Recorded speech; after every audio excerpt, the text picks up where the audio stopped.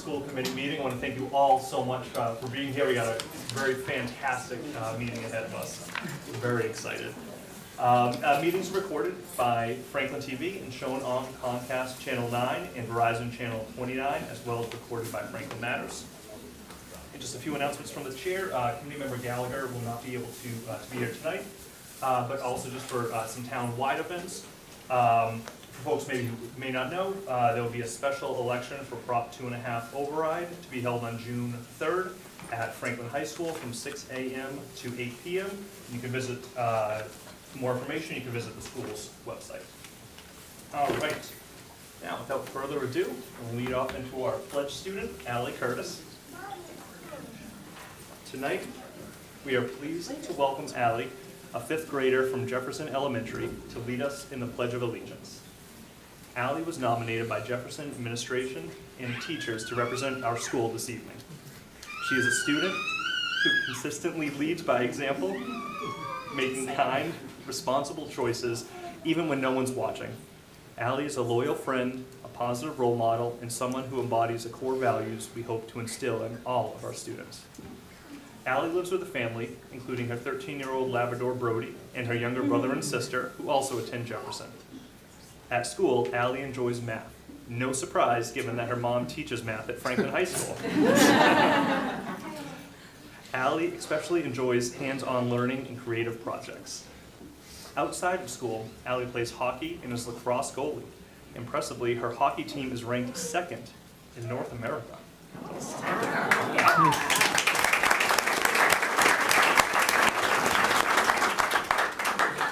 Looking ahead, Allie hopes to major in math in college because of the many career opportunities it can provide.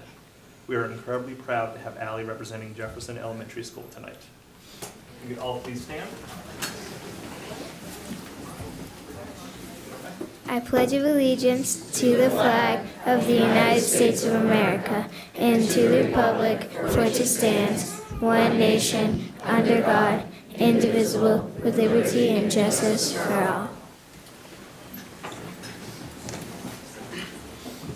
Thank you very much.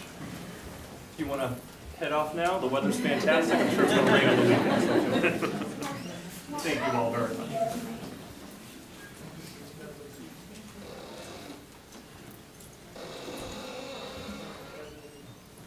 And then, as is customary, we'll pause for a moment of silence. And I know our thoughts and prayers are out to the family, all those that were impacted in the horrific traffic accident over the weekend. And traffic laws, and that will be felt by many within this community.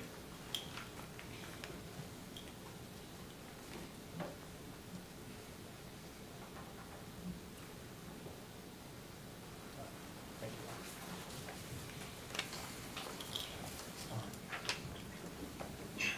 you. Review of agenda. Agenda looks okay to everybody? Payment of bills taken care of. Payroll, Vice Chairman Neal. Payroll's all set. Some short news for the whole school. Final exams for 9th, 10th, and 11th grades begin on Thursday, June 12th, and will officially end with a makeup day on the 18th. The schedule is available on the FHS newsletter. Freshman biology MCAS will take place on June 4th and 5th. School bus registration is available until June 20th. The link is on the FHS newsletter. Additionally, FHS Summer Strength and Conditioning is available for sign-up on the newsletter. Our Franklin Spring Sports have slowed down this week in preparation for the playoff season. As for our senior class, Senior Week will be taking place next week, capping off with our graduation, which will take place on June 6th, Friday. Congratulations to all our seniors. As for our class 2026, our junior summer programs include Common App Boot Camp and Write Your College Essay. Juniors can now sign up for on-campus parking once paying for a spot on Unibank. Rink parking is free, and as for sophomores, they will be emailed about their parking options in early June. Before we head out, I'd also like to call to attention all of our advocates in the back there, many of whom are seniors who won't be affected by this vote coming up, and they're still here to advocate for the programs they love. So please listen to them tonight. They're all very well spoken, and they all really know what they're talking about. So thank you. Thank you. For the floor, questions, comments from the committee? Oh, for me. Thanks. No, thank you for the update. Thanks for the update. Thank you. All right, so Superintendent's report. Thanks. Okay, good evening, everyone. We have a packed house tonight, and they're all here for some really positive things. So as we move through the agenda, I have some announcements, but just to kind of set the stage for how we'll go through this, we'll start by, I'll read a couple of brief announcements. We'll then have an update on our music ensembles and their performance to acknowledge them. We'll have the representatives from the music program come up to be recognized as a group. We have some representatives.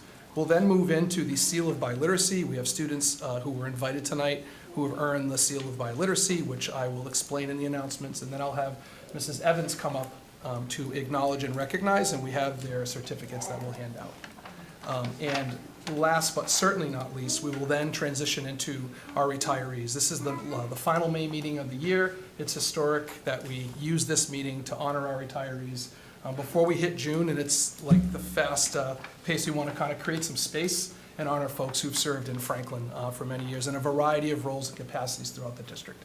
So we'll move into that, and then what I would like to do, if the committee would allow, as we do the music ensemble, just take a quick photo. You could stand where you are. We could stand in front of you, take a quick photo. As we move to the Seal of Biliteracy, as Ms. Evans reads names, I will hand them a certificate, but they could stay standing up here with me. We could take a quick photo, and then with our retirees, we will recognize, and we'd love to get a photo of all of you as a group retiring this year, almost as a class, if that makes sense. Does that make sense as an order? I'll explain it as we go, but that's the game plan, okay? Just run your routes, we'll be fine. Okay, so without further ado, just a quick announcement. The kindergarten staff from Lincoln and Washington Street came together to welcome the incoming kindergarten families today with warmth and enthusiasm. So while students participated in a variety of fun, engaging activities, with staff, parents met with the school principals to learn more about both the district-wide initiatives and school-specific information that would be important to them. The visit also included time for questions and helping families begin to build meaningful connections within their new school communities. It was especially heartening to see the educators from multiple schools coming together to support their future incoming kindergarten classes at their respective schools. So I just wanted to give a shout out to Mrs. Wasik, who's here today, and Ms. Busavage as well for their work in coordinating that as principals. So thank you for that. As we move forward, you mentioned the special election on June 3rd. It's a reminder. Thank you for making that note at the beginning, but basically June 3rd is the special election for our town regarding the budget. You can learn more on the website. So without further ado, as we move forward, we are proud. I'd like the music representatives to please make your way up towards the microphone. But we are proud to recognize and congratulate several of our Franklin High music ensembles that earned top distinction at the 2025 Music Instrumental and Choral Conductors Association, which is MICA, the MICA Festival, held April 4th through the 6th. So we had gold medals in the wind ensemble, the string orchestra, and the repertory orchestra. In addition, we had silver medals for the concert band, concert choir, and treble orchestra. So due to their gold medal performances, the wind ensemble, string orchestra, and repertory orchestra were invited to perform at the MICA Gold Medal Showcase, which is a tremendous honor if anyone's dialed into the music program, which they showcased and performed on April 13th at the Groton Hill Music Center. And congratulations to all of our students and educators for their outstanding achievement. Specifically, we have Ms. Plouffe and we have Ms. Rudsit here tonight. If you could please make your way towards the students, that would be great. And if we could just give them a round of applause.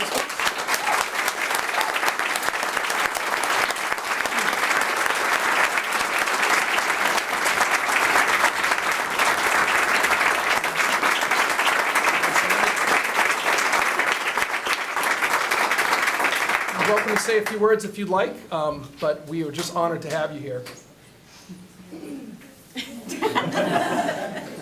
Thank you so much for acknowledging our students. Obviously, this is not the entire wind ensemble and string orchestra and repertory orchestra, but we have some wonderful student representatives so that we didn't have 100 more students in this room at this time. So thank you to all of you for being here. We're so proud of you and all the hard work that you've done over the year to achieve these high goals. And thank you to all of you for your support and your continued support through the years. Thank you.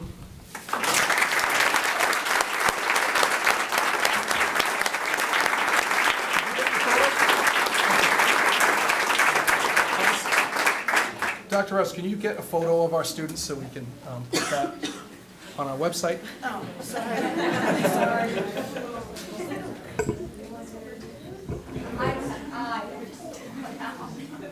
you guys are tall. So Maybe like 3 lines. can you see them? Are they tall?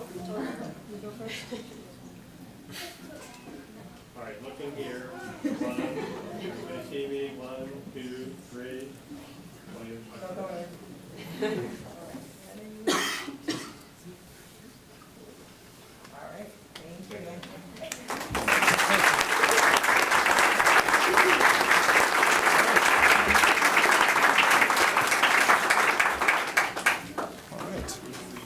So next we will move on to our seal of biliteracy. So I'll just give a minute for us to reset a bit.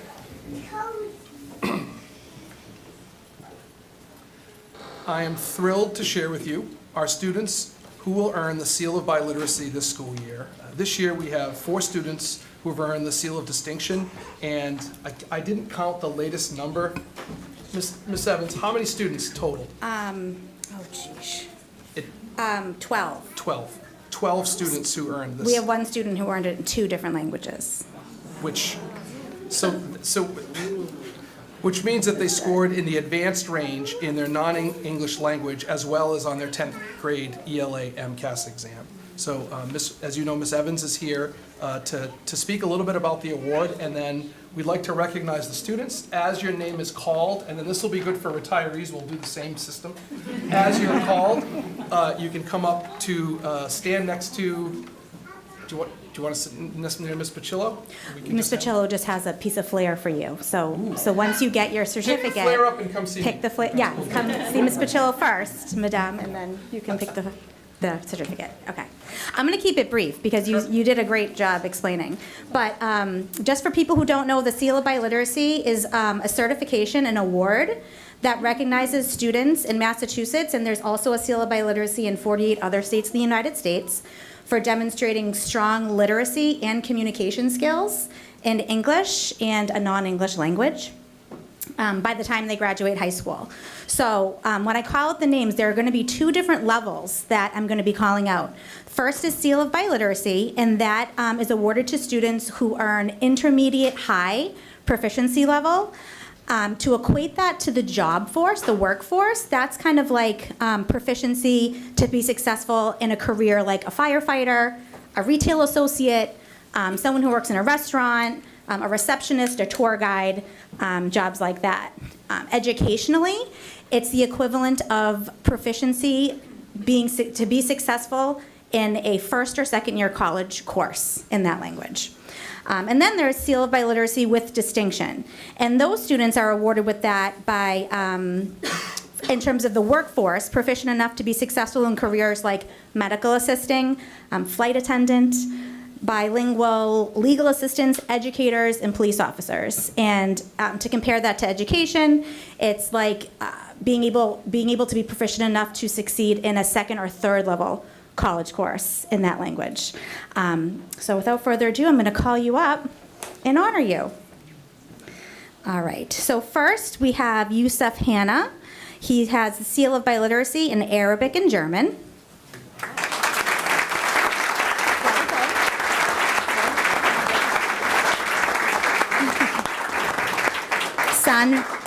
Sanvi Dande for Hindi.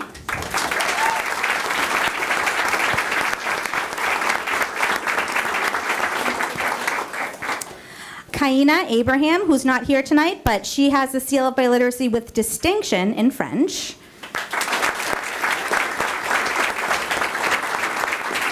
Jabril Brahimi, also not here tonight, but Seal of Biliteracy in French.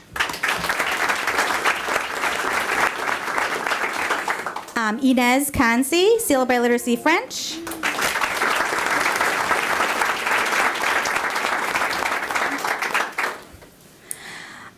Patrick O'Toole, Seal of Biliteracy for French.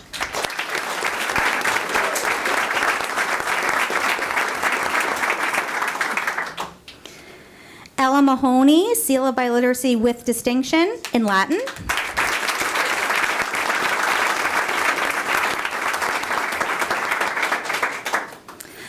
Malika Kaldibayeva, Seal of Biliteracy in Russian.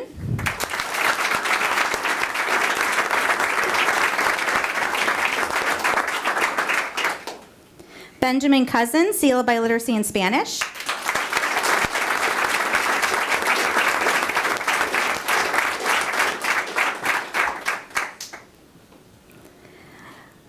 Kavya Dave, Seal of Biliteracy in Spanish.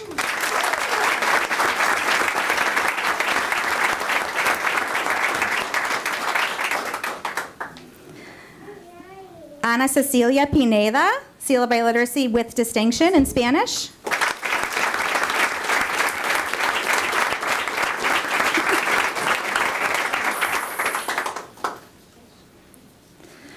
Manuel Romero, Seal of Biliteracy in Spanish.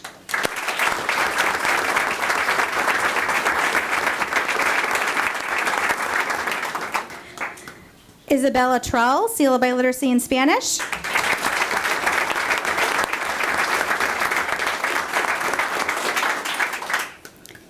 Sabira Ablat, Seal of Biliteracy with distinction in Uzbek.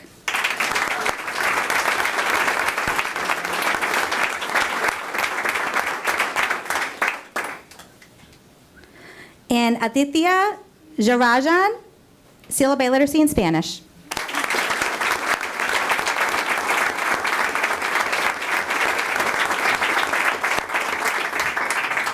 And then I think it's important to also highlight that it's not just a non-English language, it's also that these students have achieved high levels of proficiency in English as well. So it's a great opportunity to honor students' home languages and also honor students who learn these languages throughout their high school and elementary and middle school careers.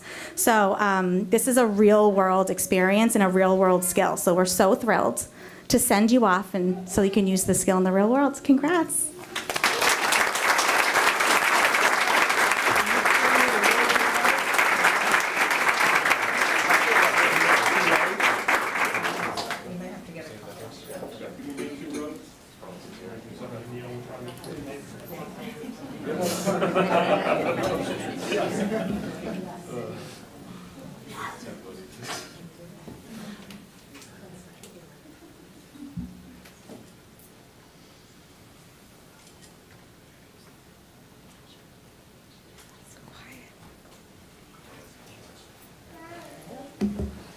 Excellent. Thank you so much.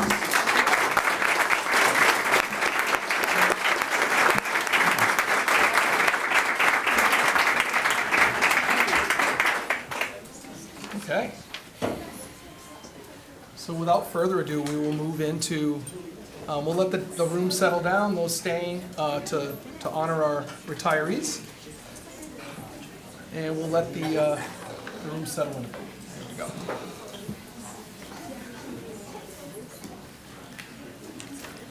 All right. So without further ado, we will begin. And as I said, this is a very special occasion. I just wanted to say a few words before we begin. Each of the principals that it will be announcing, one of our staff members who's here tonight, all the principals from each of the schools is here to represent and felt pretty strongly about wanting to be a part of this tradition, to acknowledge, and I just appreciate that because it means a lot to have them in the room and to speak about folks that they've worked closely with as well. So I would like to just kick it off. We will go in an order, and then at the end, those who could not attend or chose not to attend, I'll read their names at the end, but we'll start with the folks in the room just to kick it off. So with that said, the way this will work is your principal or your leader, or in some cases it could be me or Tina, depending on the scenario, will come over to the microphone. We'll read the blurb. What I would like, though, is sometimes we read them and then you stand, but people don't get to see you while it's being read, so I just want to change it. I'm trying to get into the movie production business now, so what would be helpful is I'd like to say the name and give the person a chance to come up and join me, or join and stand up.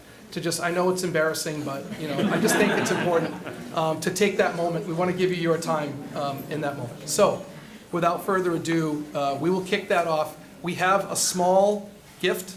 We have some flowers that we'll hand out to each of the retirees, and we also have some certificates that I just was received from Donna that will provide with the flowers, so we'll just start to go through those and hand you flowers and the certificate. So just like you had, what did she say, gear or? Flare. Flare, thank you, thank you. Flare, your flare is the flowers, then come see me for the certificate. Same idea, does that make sense? Okay, very good. So without further ado, we will begin with Miss Motti reading for Mr. Joe Corey. So Joe, come on up.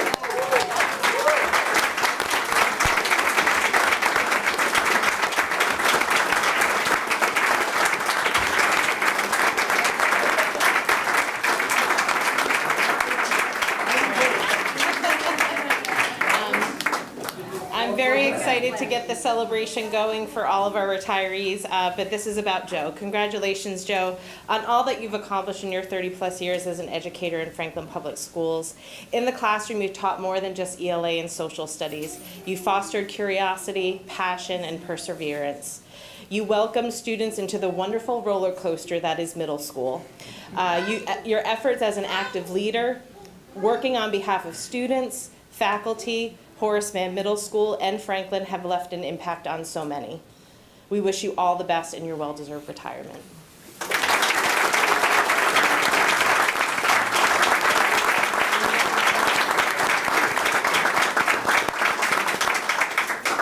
right, next, we have Mr. Hendrickson for Terry Dietz. Woo!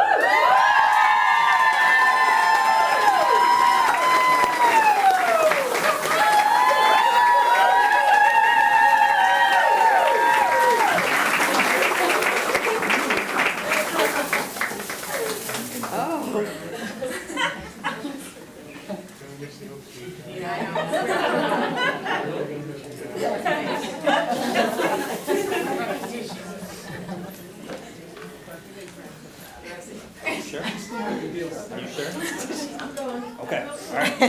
Just making sure. Okay, there's always room, always room. It's hard to believe, but it's official. Terry Dietz is leaving Oak Street. For decades, students from ages 5 to 45 across this community have stories to share about Mrs. Dietz. Stories of learning to read, exploring science, or hearing words of encouragement that help them believe in themselves. Her lessons have left a lasting impact in and out of the classroom. Terry brings heart, humor, and high expectations to everything she does. Whether it's helping at breakfast, your favorite, supporting in the class, covering recess, or stepping into any role needed to keep the school running. She makes sure every student feels seen and valued, which also making sure no one gets away with too much mischief. Beloved by students and staff alike, Terry is a mentor, a friend, and a strong voice for her ESP colleagues. Her warmth, wisdom, and fierce dedication have shaped Oak Street in unforgettable ways. Terry, thank you for everything you've given to this school and this community. We're better because of you. We'll carry your legacy with us. We do not do goodbyes at Oak Street. We'll just see you later. Love you.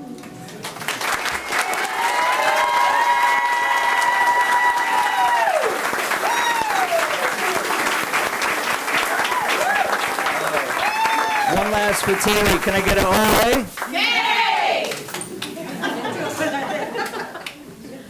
Right, next, if we could have Dr. Weber come up to recognize Miss Jen Dome.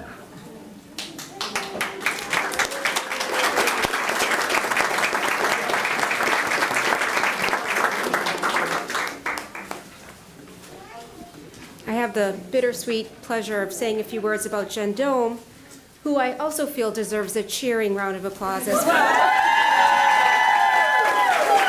As all of our retirees do, of course. Awesome. After 29 years of aspiring students across Massachusetts, including 21 years in Franklin Public Schools, Jen Dome has left behind a legacy defined by passion, warmth, and tireless dedication. From opening Annie Sullivan in 2004 to becoming a cornerstone of the Latin program at FHS since 2010. Ms. Dome has sparked a love of language and learning that transcends the classroom. Her joy, empathy, and boundless enthusiasm have made Latin come alive for generations of students, and though she will be deeply missed, her impact will continue to resonate for years to come.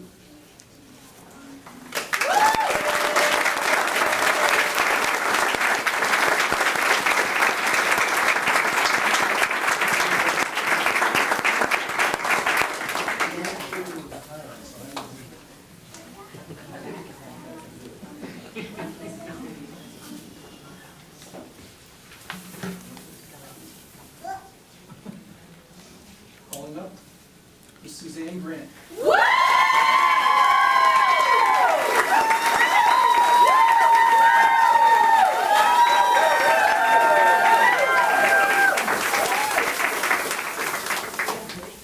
Suzanne comes from a family of educators. Teaching isn't just a career, it's a family calling. For 37 years, do you want to know what I was doing in 1988? She has brought that legacy to life with passion, integrity, and unwavering commitment to her students and colleagues. In her classroom, Suzanne sets high expectations, not only for academic growth, but for character development. She believes that teaching students to be kind, thoughtful, and responsible citizens is just as important as preparing them for future academic success.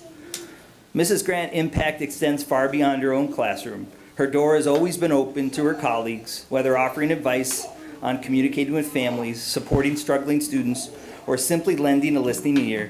She takes particular pride in mentoring new teachers, ensuring they feel comfortable, confident, supported, and equipped to succeed.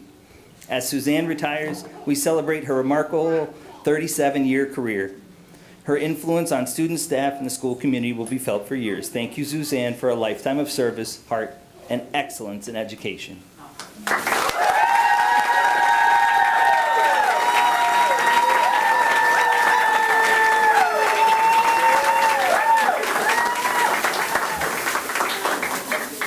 right. Miss Linda Kelly, come on up.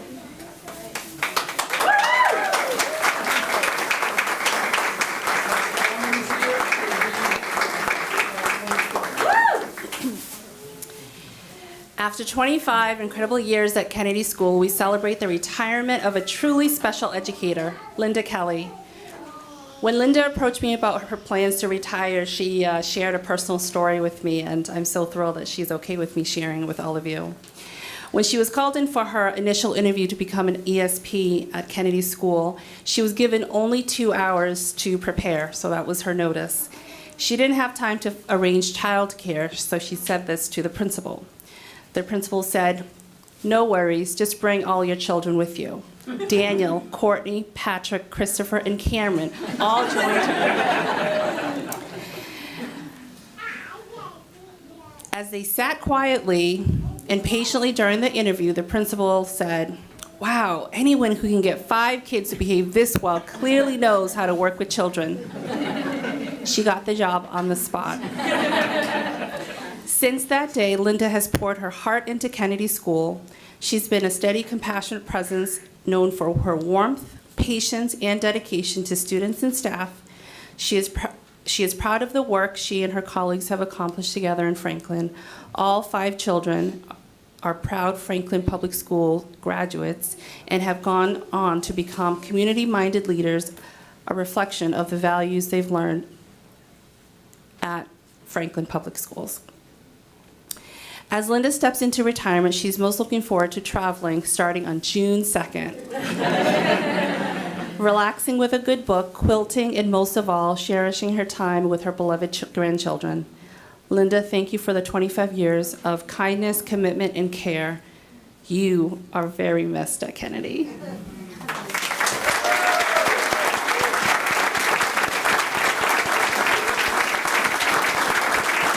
Okay, next we'll have Mr. Chelman come up to recognize Christine Logan.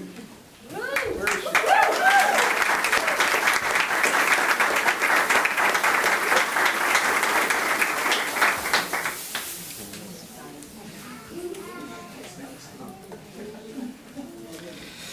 This year, we celebrate the retirement of Christine Logan, who has spent 27 wonderful years at Parmenter teaching kindergarten and first grade. Christine brought a deep understanding, we still have time left, brings a deep understanding of early childhood development to her work, always meeting students where they were and honoring their individual growth. A strong advocate for outdoor play, she believed in the importance of learning beyond the classroom walls. Christine collaborated closely with special educators and ESPs to support all learners, and she generously mentored new and aspiring teachers throughout her career. Her lessons were always engaging, joyful, and tailored to the needs of young children. She also played a key role in the beloved kindergarten end-of-year show, especially the ever-popular Under the Sea performance. As she looks ahead to more time with her grandson Jacob and new adventures with her husband Jim, who's also retiring this evening and probably upset at me now, we thank Christine for her dedication, creativity, and the lasting impact she made on the Parmenter community. Thank you so much, Christine.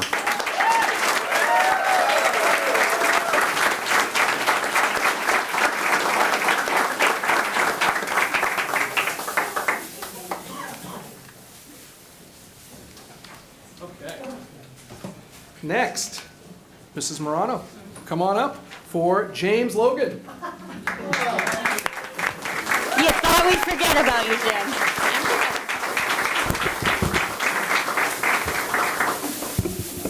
All right, Mr. Logan. Thank you, Steve. Steve always gets me set up here. All right, so after 6 wonderful years of dedicated service as a special ed van driver, we celebrate the retirement of Jim Logan, who has been so much more than a van driver, a daily source of comfort, safety, and smiles for our students and staff alike. His kindness, patience, and unwavering commitment to the students in our special education programs have left a lasting mark. He didn't just drive the van, or currently drives the van, he builds relationships, earns trust, and gave our students a joyful, calm start and end to each school day. Thank you for showing up with a warm heart and a gentle spirit, rain or shine. You'll be deeply missed, but your impact will live on in the lives you've touched forever. Wishing you a retirement filled with rest, laughter, and all the joy you've given to others. Thank you.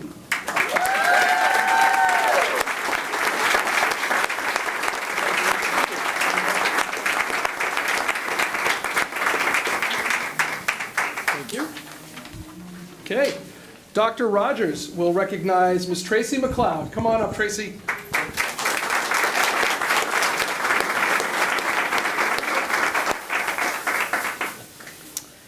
Tracy McLeod. After a combined volunteering and part-time employment for 30 years in the Franklin Public Schools, Tracy is retiring from FPS as the Franklin Technology Department's operations specialist.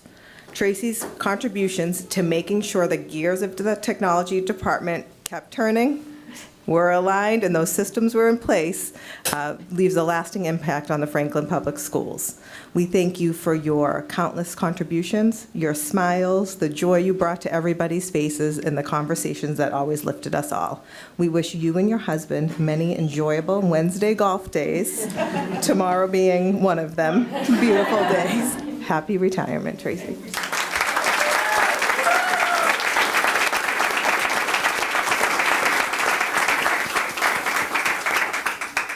Okay, next up, Miss Motti.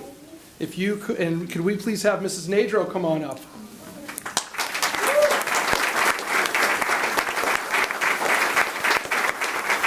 Kim Nadro has served as an ELA teacher, an active Horace Mann Middle School community member, and a trusted colleague in Franklin for the past 24 years.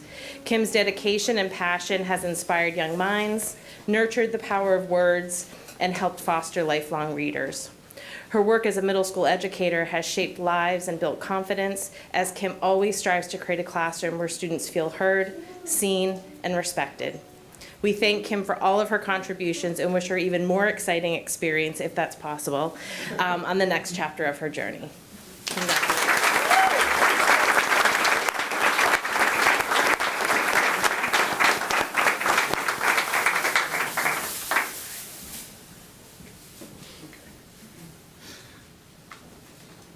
Okay, next up, Mr. Hendrickson.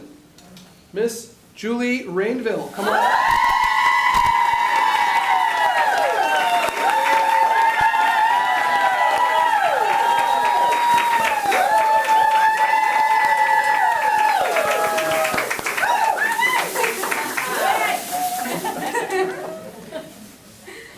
deep gratitude and admiration, we celebrate Julie Rainville for 25 years of outstanding service to the Franklin Public Schools. Simply put, Julie runs the show at Oak Street. As her inner role as secretary, she is the steady hand and warm heart at the center of our school committee. Whether it's answering a question, solving a problem, or offering reassurance, Julie knows just what to do and how to do it with grace and good humor. She is the face of Oak Street, greeting staff, students, and families each day with kindness and care. As one kindergartner put it best, Miss Rainbow's the boss. And we couldn't agree more. Julie is a trusted confidant, a calming presence, and a source of quiet strength for the entire school community. In the whirlwind of a school year, a quick chat with her reminds us of what matters most: connection, compassion, and taking care of one another. Julie, thank you for your service, dedication, wisdom, and heart. Oak Street is a better place because of it. Thank you.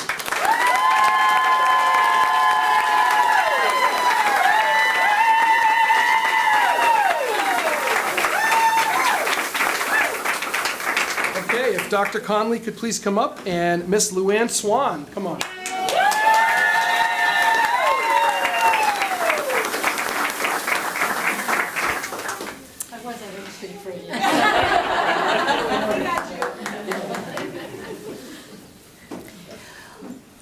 Luann retired from Franklin Public Schools in February of this school year after 2 decades of dedicated service, leaving behind a legacy of kindness, care, and professionalism. Luann began her career at Kennedy School in 2004, and over the years have the unique opportunity of working in every elementary school in the district. Her presence brought light and calm wherever she went, and her ability to connect with students and staff made a lasting impact far beyond her role as a library ESP. Working in so many buildings gave Luann a deep appreciation for what makes Franklin Public Schools truly special. In her words, it's the people. I don't know why that's so surprising to me, she shared, but for every person that I've met over the years to be as genuine and kind explains and says something about Franklin. In addition to supporting the library, Luann gave her time and support in classrooms, building relationships with students, and helping wherever she was needed. Her warmth, work ethic, and gracious spirit is deeply missed since she retired. In her retirement, Luann looks forward to being able to travel outside of school vacation weeks, and most importantly, spending more time with her family and supporting her children in new ways. We wish you nothing but joy, adventure, and relaxation in this next chapter. You've certainly earned it.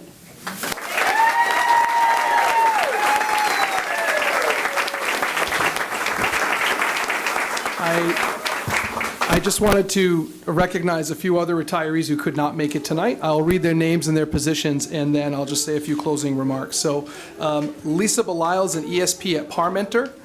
We can give her a quick one clap. Sonia Brosey, an ESP at ECDC. Tricia Constantine, a teacher at Jefferson Elementary. Rob Coolahan, a senior network administrator at the central office. David Doherty, computer science teacher at RMS. Mary Jo Esposito, a site director for our solutions program. Paula Hunzinger, a 7th grade math teacher at RMS.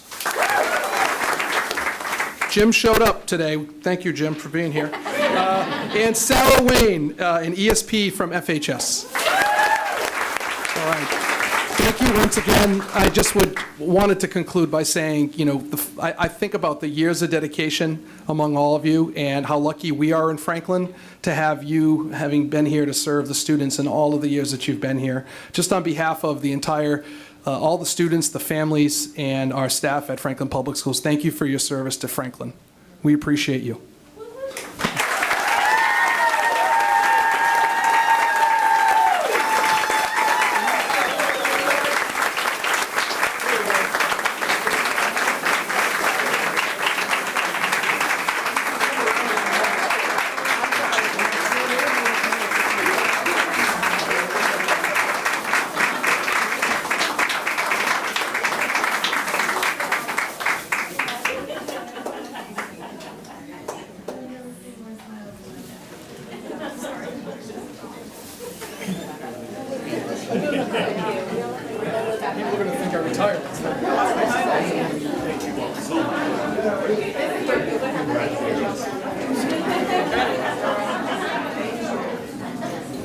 Thank you.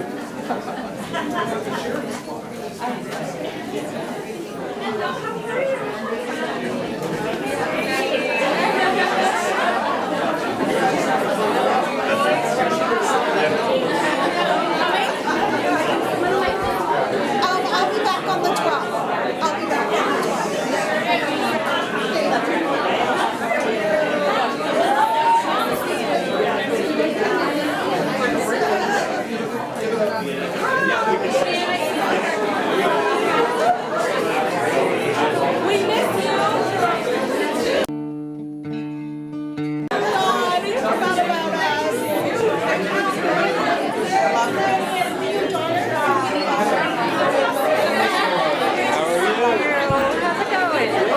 Graduated college. I just got a bachelor's degree from SNHU, and I have an associate's and a certificate in advanced law enforcement from Cincinnati Community College. And I just got a job.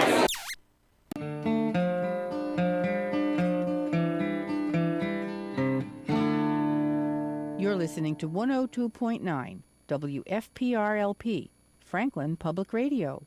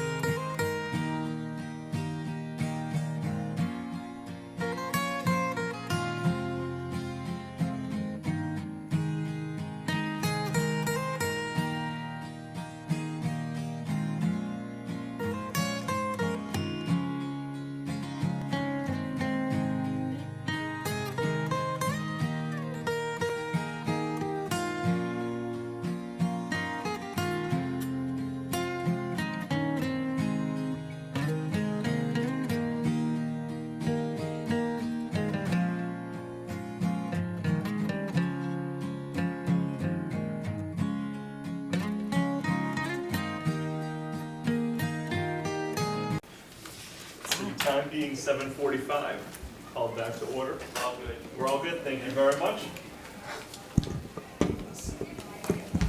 Please, this is not an indication of the next presentation. This was, but Superintendent, Yes. real quick, this was absolutely fantastic. You know, I've mentioned it before, but I'm just so grateful that we provide all the recognition. Obviously, to recognize the amazing teachers that we have and the staff that make Franklin Public Schools just so fantastic is wonderful, but also for all the student success. To be able to recognize the students and their families for the years and years that have gone into this to lead them to this success, and it truly sets a great role model. They're these kids themselves to the students that kind of come after them. So thank you very much for always organizing this and putting this together. Thank you. The team put this together. Mrs. Miller helped, and the principals wrote their blurbs, personalized them to their folks. So it was a team effort. Thank you for saying that. And it's always nice to recognize people that have served for so many years for the Franklin Public Schools. So thank you. Okay, without further ado, I will start by having Dr. Frazier come up. We are moving in, just so we can orient people, we just finished the retiree recognition and the guest presentations. We're moving into the civics presentations, and we are joined, Dr. Frazier is here, and we are joined by one of our amazing teachers, Ms. Ambrose, and a student. I'll let you do the introductions, Dr. Frazier, but we're excited to provide an update on civics tonight. So as Superintendent Jagger already shared, we're fortunate to have Ms. Ambrose here to present. As you're aware already, we have every year our 8th graders participate in an action project for civics where they're engaged actively in the process of both learning about our government, both local, state, and federal, and also putting into practice change that they'd like to see in their community, in their school, in our nation. So I'd like to welcome Ms. Ambrose up to the microphone, along with Kaylee, one of our brilliant students over at Remington.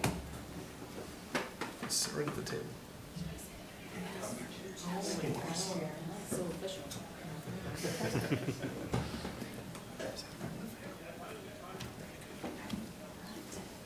Civics in action. Look at this. Hi, friends. How are we doing? Hey, good evening. Good. So I love the civics project. It's like the highlight of the school year for me. As you may realize, that teaching civics to 8th graders isn't always the easiest thing to do, and it kind of takes some pulling to get them engaged. However, this project makes that a walk in the park. They get to research something that they care about. They explore issues that impact their town that they want to make a change in. They are able to then take that and narrow it down and identify how they can make a change. So I know that you've seen something similar in the slideshow before. I think Mr. Barca has shared this with you in the past, so I don't want to go over that part too much and get to the lovely pieces from our students and the work that they've done. So you've seen this before. Do you guys have this? We have this right in front. Oh, that's how it's set up. Yes, so if they're looking at you, they're looking at the TVs. It throws you off. Behind the curtain. So you've seen this before. We started this back in September, going over values and who they are as citizens and what it means to be a citizen. Then we identify issues. We researched that back in the winter time. And now we're full into action steps, and some of those action steps are pretty significant, and some of those are smaller, but they all still help our students explore how they can take part in the community and make a positive change. Again, something that you may have seen before, these are students who may work individually, they'll may work in small groups. There's a giant group this year that's putting on a fishing derby, so they're very varied in how they're set up. In the past, we've had a wide variety of topics that students have wanted to explore on our team and a little bit with the other team. These are some of the topics that we have landed on: mental health awareness, food insecurity, decreasing drug use and vaping, access to sports and sports equipment, getting outside, and then recess for middle schoolers are some of the variety of issues that students have chosen this year. So we're full into action step mode. And these are some of the ways that our students are going to take action. These include things like letters to officials. We've sent letters to Jeff Roy about the recess bills. We have kiddos who are very excited about the possibility of that. Creating websites for the new Franklin Middle School website. Like I said, coordinating town events. So if you don't have anything planned for June 14th, there's a fishing derby. That is their civics action project. So join us at 10 a.m. at Beaver Pond. There you go, which is fantastic. Another thing that has been great in helping our students make a positive change is through the town hall visit that we had. So I'm not sure if you knew about that, but Dr. Rogers and Dr. Fraser helped us organize, I think it was 10 departments from this building and Franklin came and visited our students, and each kiddo had like a list of questions. They sat down, they got to talk to them about what their job is like, what their department is like, what their budget is, issues that they face in Franklin, what it's like to work in public office, or if they were elected, what that's like. So this is something that I absolutely positively want to continue and make a tradition, particularly with our new middle school. And what was so beneficial about it is, A, they get to see that like this is what local government looks like. It's not some like necessarily fancy thing. It's like this person who works at DPW, or this is the building inspector, and I know what they do now. I know what a comptroller is. So those kind of nuanced things, and that visit made this piece of taking action so much easier, because students knew, like, oh yeah, all right, we know that we want to interview this person about food insecurity, so we'll reach out to the Health and Human Services office. And they knew where the website was and who to contact, and you're like, this is fantastic. So that was definitely a highlight of the year. And enough of me, I want to give it to the kids who are doing this amazing work. And some of the ways, like I said, that they're taking action is through doing things like getting out in the community. Again, the fishing derby just knocks my socks up. I'm sorry.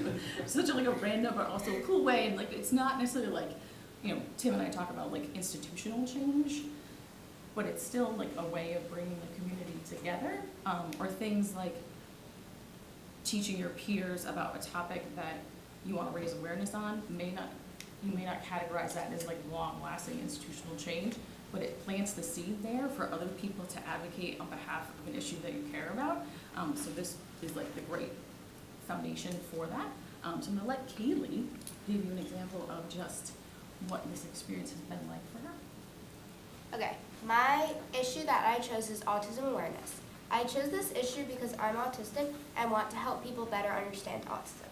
The issue is that people do not know enough about autism, and what they know about it may not be entirely true.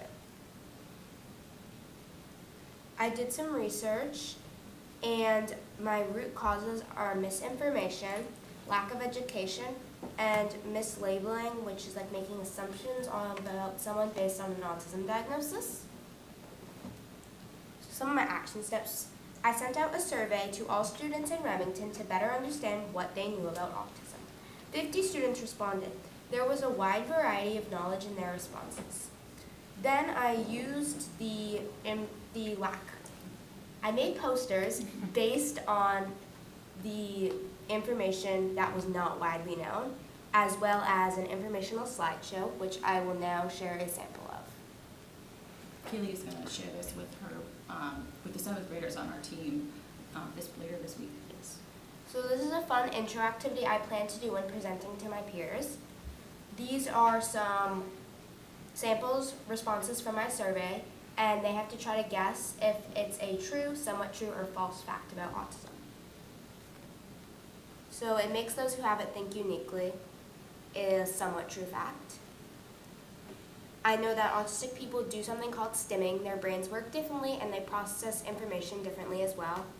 That's a true fact. And finally, it's a mental setback. That's a false fact. The autism spectrum. Despite what most people think, the autism spectrum is not a straight line. It is not just more or less autistic. Think of it more as a circle divided into many different pieces. Each piece represents a part of autism. For example, sensory challenges, speech, social skills, etc. Each part of the circle is filled in based on how much of a struggle it is for each individual. Remember, it can vary day to day. Instead of thinking of it like a person needs a lot of help in everything or very little help in everything, think of it as they may need more help in one thing and less in another. Here's a visual. It's less linear and more of a circle. I wanted to teach people some autism vocabulary words that may not be widely known.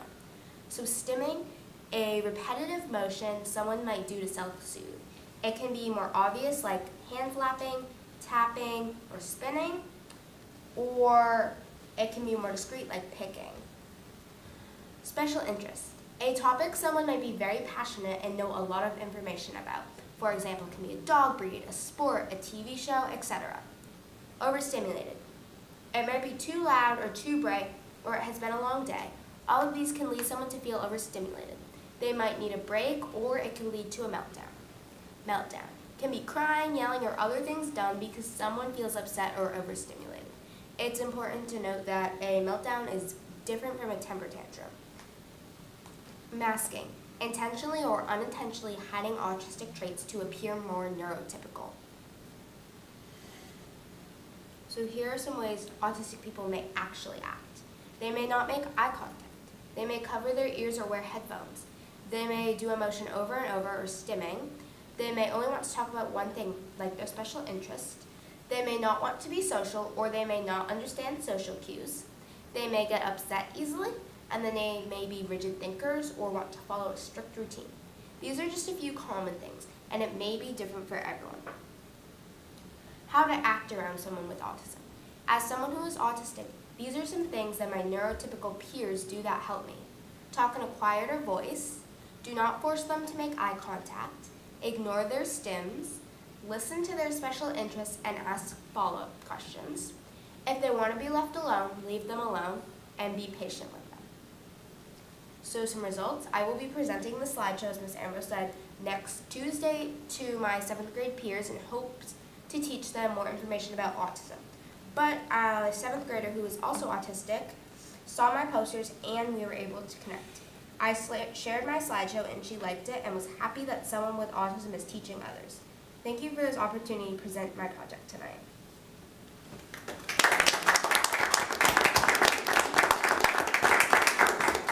So it's easy to see why this is the highlight of my year, is this project, so.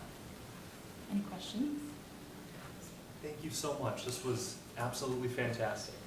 Terrific job, and I never heard or seen the autism spectrum kind of illustrated that way, Yeah. and it was very enlightening. So thank you so much. Yeah. Thank you. I'll open up to any committee members. Questions? Yeah, I just wanted to start off by saying, the comprehension, organization, and the presentation of such a diverse and complex collection of behavioral and intellectual variables was really impressive.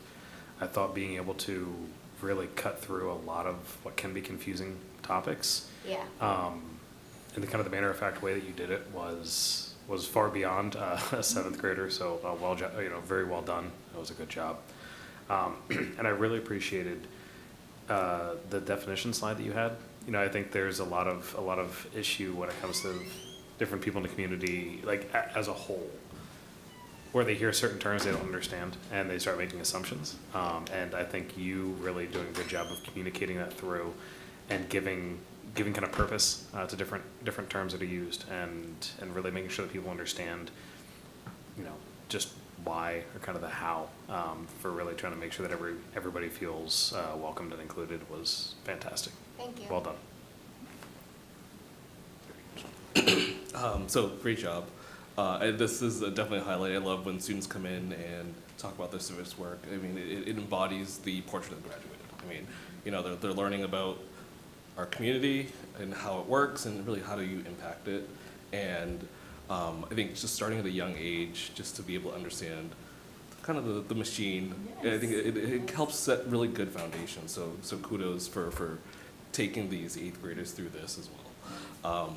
I appreciate how you do this because it's not just them researching and finding out the process, it's now also then teaching it. And I think that's the greatest example of really understanding it and being able to share with your peers that the 7th graders, I think they probably appreciate it even more. And they're just like, I can't wait until I'm in 8th grade now to be able to then do this as well. Yeah, I know. I was very excited for 8th grade to do my civics project after last year. Exactly. I think this is a great way to transition from 8th grade and step yourself and get ready for high school. Because I mean, you're going to be doing more presentations, and I think this is just a great way to bridge that gap. So kudos to you. I definitely appreciate the slides. I thought this was really great, and I wish you luck when you present it to your peers as well. I think they'll get a lot of it as well, because I don't think all students really think of autism in this way, and it may open up a lot of just kind of different perceptions around autism, and maybe people will say, hey, maybe I may have autism, or may understand themselves better as they learn from you as well. So kudos there. Not necessarily related to your specific project, but I guess for you in this whole process, what was your biggest challenge throughout? I don't know, maybe. I remember us talking a little bit at the beginning of the year about which topic you wanted to tackle. Oh yeah, Yes. because there's Yes. so many there's so many different things that are, I guess, not understood. You had, I think you wanted to do, did you send out 2 different surveys at the beginning of school? Was Yeah. one of them about lunches, maybe? Oh yeah, I don't remember. Yes. So that was Maybe. a piece of it, like Mhm. how many things do I want to possibly take on and make my focus. And I guess maybe like seeing how I can actually make a change. Yeah, no, there's definitely a lot that you could do, and it's Yeah. it's broad, and I think that's also the great part about this project as well, because for most things that you do at school, your teachers tell you this is what you have to do. Yeah. And now they've said, hey, the world is your oyster, and kind of expand as much as you want. So I think you being able to find something that worked and you were passionate about was great. So, so great job on this, and good luck. Thank you. Go. Yeah, first and foremost, Kaylee, you did such a great job with us. So yeah, thank you for presenting this to us. Thank you for just doing this whole project, you know, starting with a topic that you can relate to personally, and like you recognize that not a lot of people either know about or maybe have some misconceptions about or don't fully understand, and you saw just a great opportunity to educate people. And you know, putting a survey together, that's phenomenal. Having, you know, this quiz and this just different informational slides that, you know, you can take to other classes and your peers, and then bring it to us as well, and really demonstrating just the hard work you're doing. So just fantastic, wonderful job.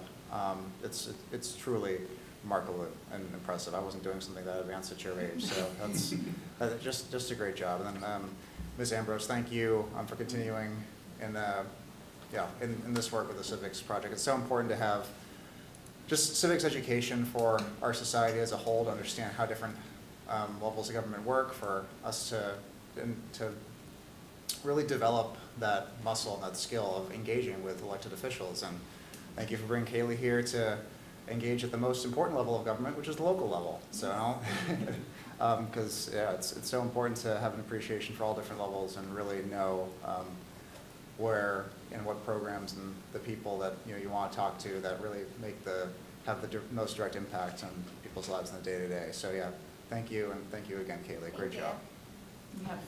We're raising the next generation of school committee members.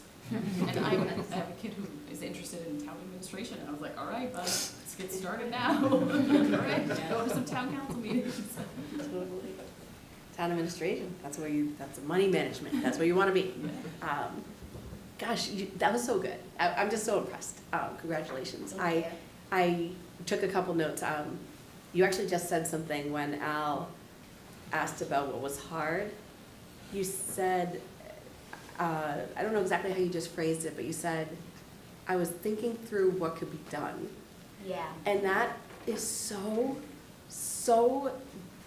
such depth and insight when it comes to civic action, because you have a million ideas and things that you want to do, and then you have to sit back and be pragmatic about it. Like, you have to be like, what can I actually accomplish? Like, how can I make some change? And yeah, so that's if that's how you made your decision, that's the way to make it, because when you can actually foresee making change, that's the exciting part. So, and I know one of the traits of autism that can be a real standout strength is that you're not as influenced by groupthink, because you look at a problem in a different kind of way without being influenced by everyone else's sort of social, stigma or whatnot. But just congratulations, that was so well done. That was so impressive for your age.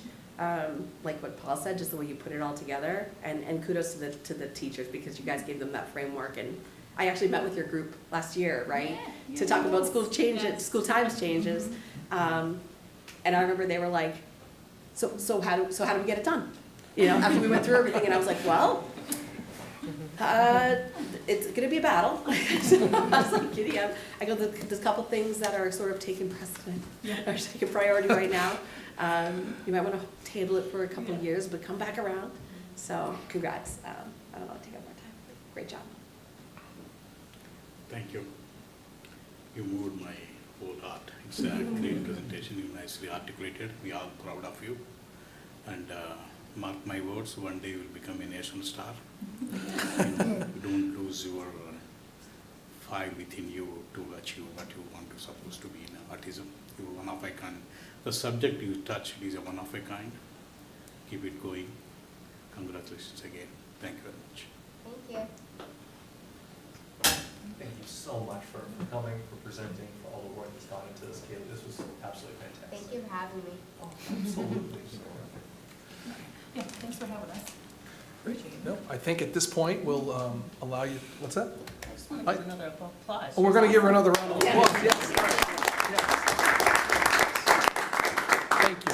And thank you for representing all of your classmates by being the one that was selected. It's pretty special that Ms. Ambrose and the team selected you to come and speak, and now I understand completely why. So thank you, and we just appreciate the work that you did. Thank you. All right.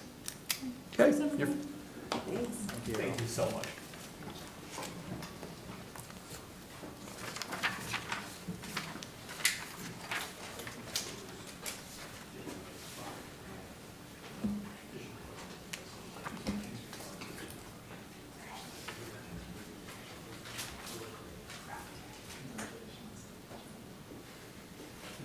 Okay.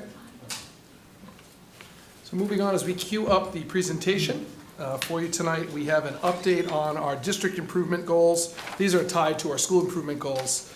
Just to set some context, this is an opportunity for us to not only provide an overview, it does connect directly to what I shared last meeting, which had to do with my superintendent goals. They're all tied together, as you know from when you approve them. We have some alignment. So tonight was more of a higher level overview of some of the 4 key areas and a report out. I will be joined tonight by Dr. Rogers, Dr. Frazier, Mrs. Morano, Mr. Stark, and Mr. Boisvert. Everyone's going to share the mic. We're going to move through this in a way that's thoughtful but well-paced. So what you see is a reflection of the entire district. It has to do with communication, instruction, support, all tied back to our work throughout the district. So as they make their way to the rostrum, we'll advance the slides. And you may recall, just to set the stage, our collective responsibility, the Franklin Public Schools Portrait of a Graduate, which drove this work.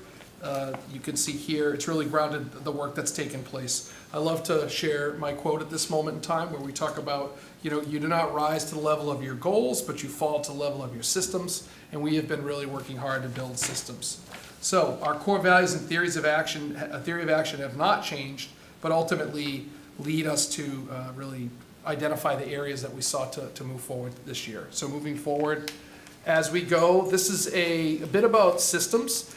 And I will say, this is not just us sharing about, aligning systems. It was really thoughtful. If you think about 3 years ago and the work that our leaders, our teachers, everyone has done to really take a look at how are we aligned so that students have a shared experience through their elementary school years, into their middle school years, into their high school years.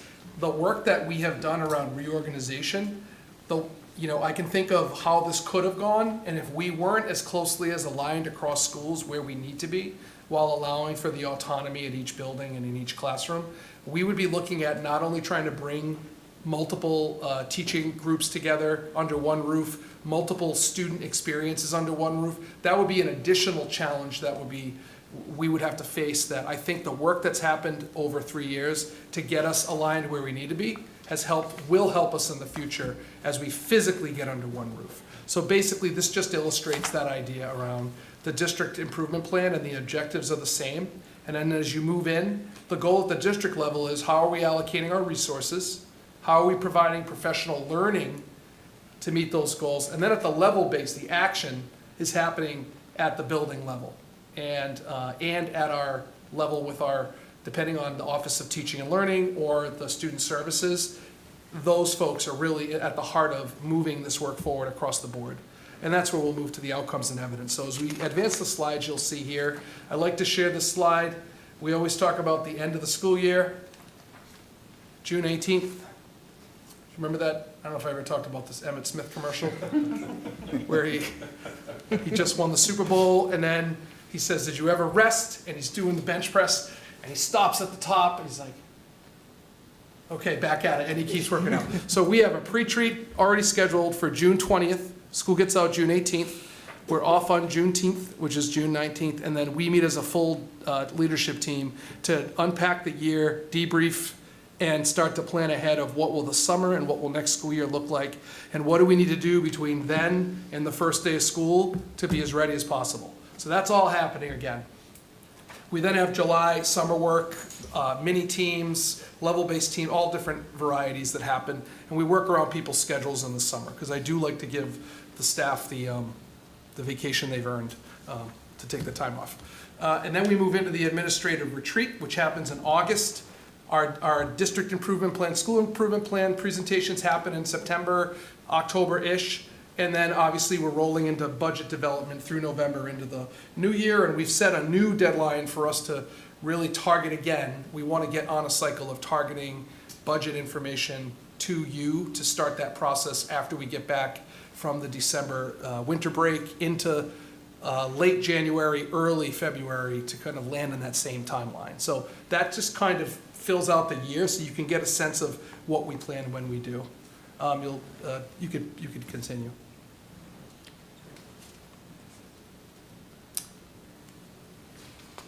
So just to orient folks, reorient you to the district improvement plan, we have set out 4 strategic objectives, which we'll detail a little bit more. We'll share some evidence, some of the action steps and outcomes that we've taken this year in more detail. But ultimately, our first goal revolves around social emotional well-being and belonging for students and staff.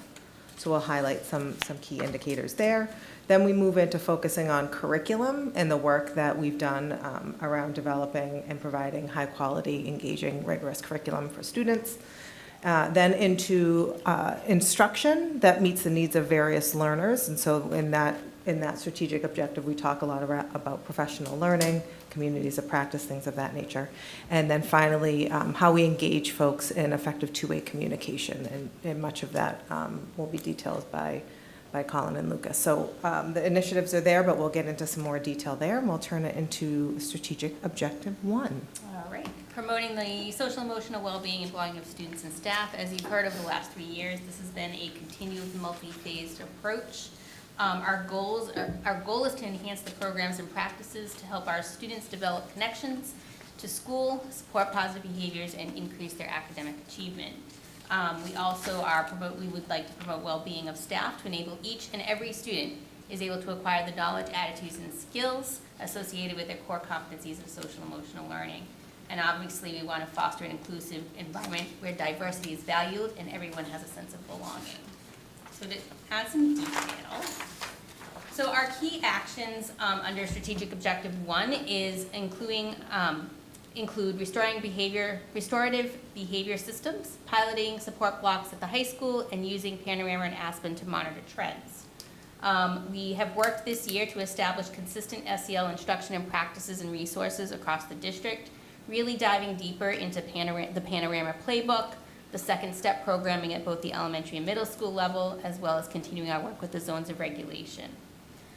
We have measured SEL growth through tools like Aspen and Panorama, as well as at the preschool level using EDECA and DESA and other informal measures. We really are taking this year to really pinpoint which social emotional screenings we think will give us the best information to really monitor student needs and therefore help improve our ability to provide tiered level of supports for social emotional.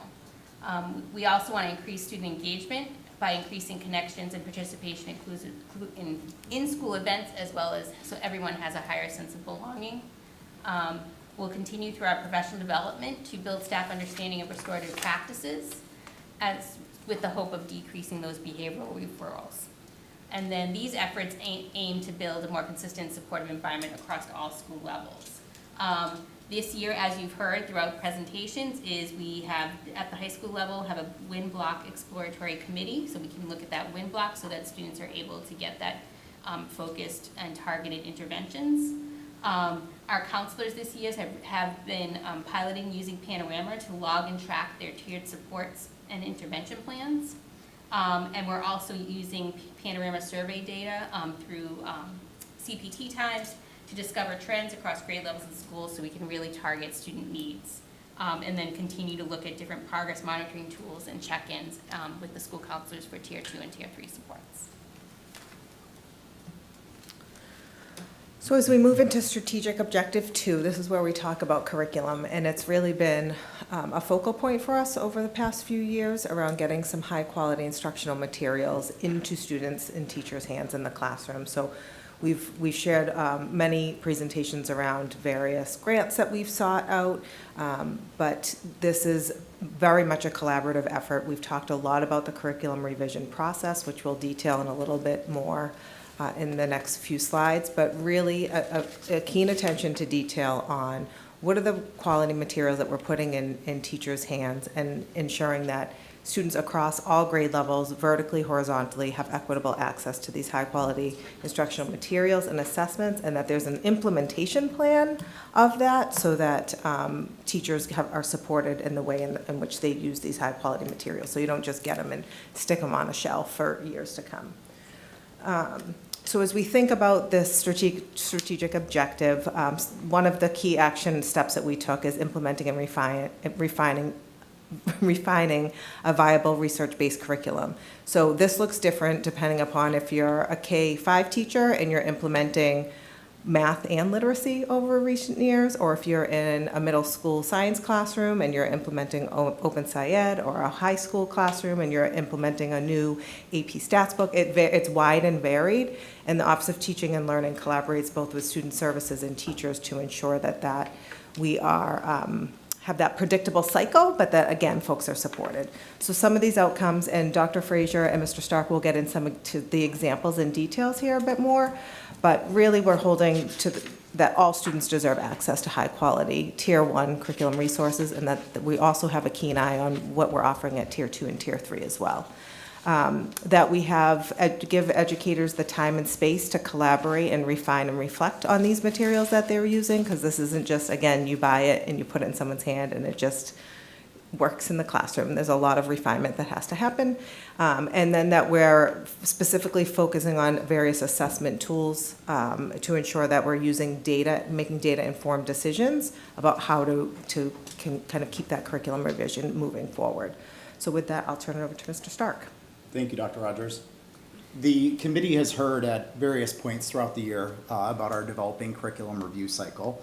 And so we'd just like to share a little bit more about that tonight. The community can expect to see a public-facing version of this online next year as we work to build out our Office of Teaching and Learning's website.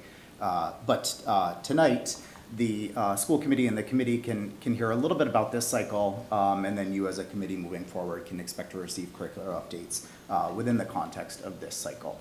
So to orient everyone, the image on the left represents our curriculum review cycle, and each arrow lists one of the 5 phases. So those are study, plan, present, implement, and monitor.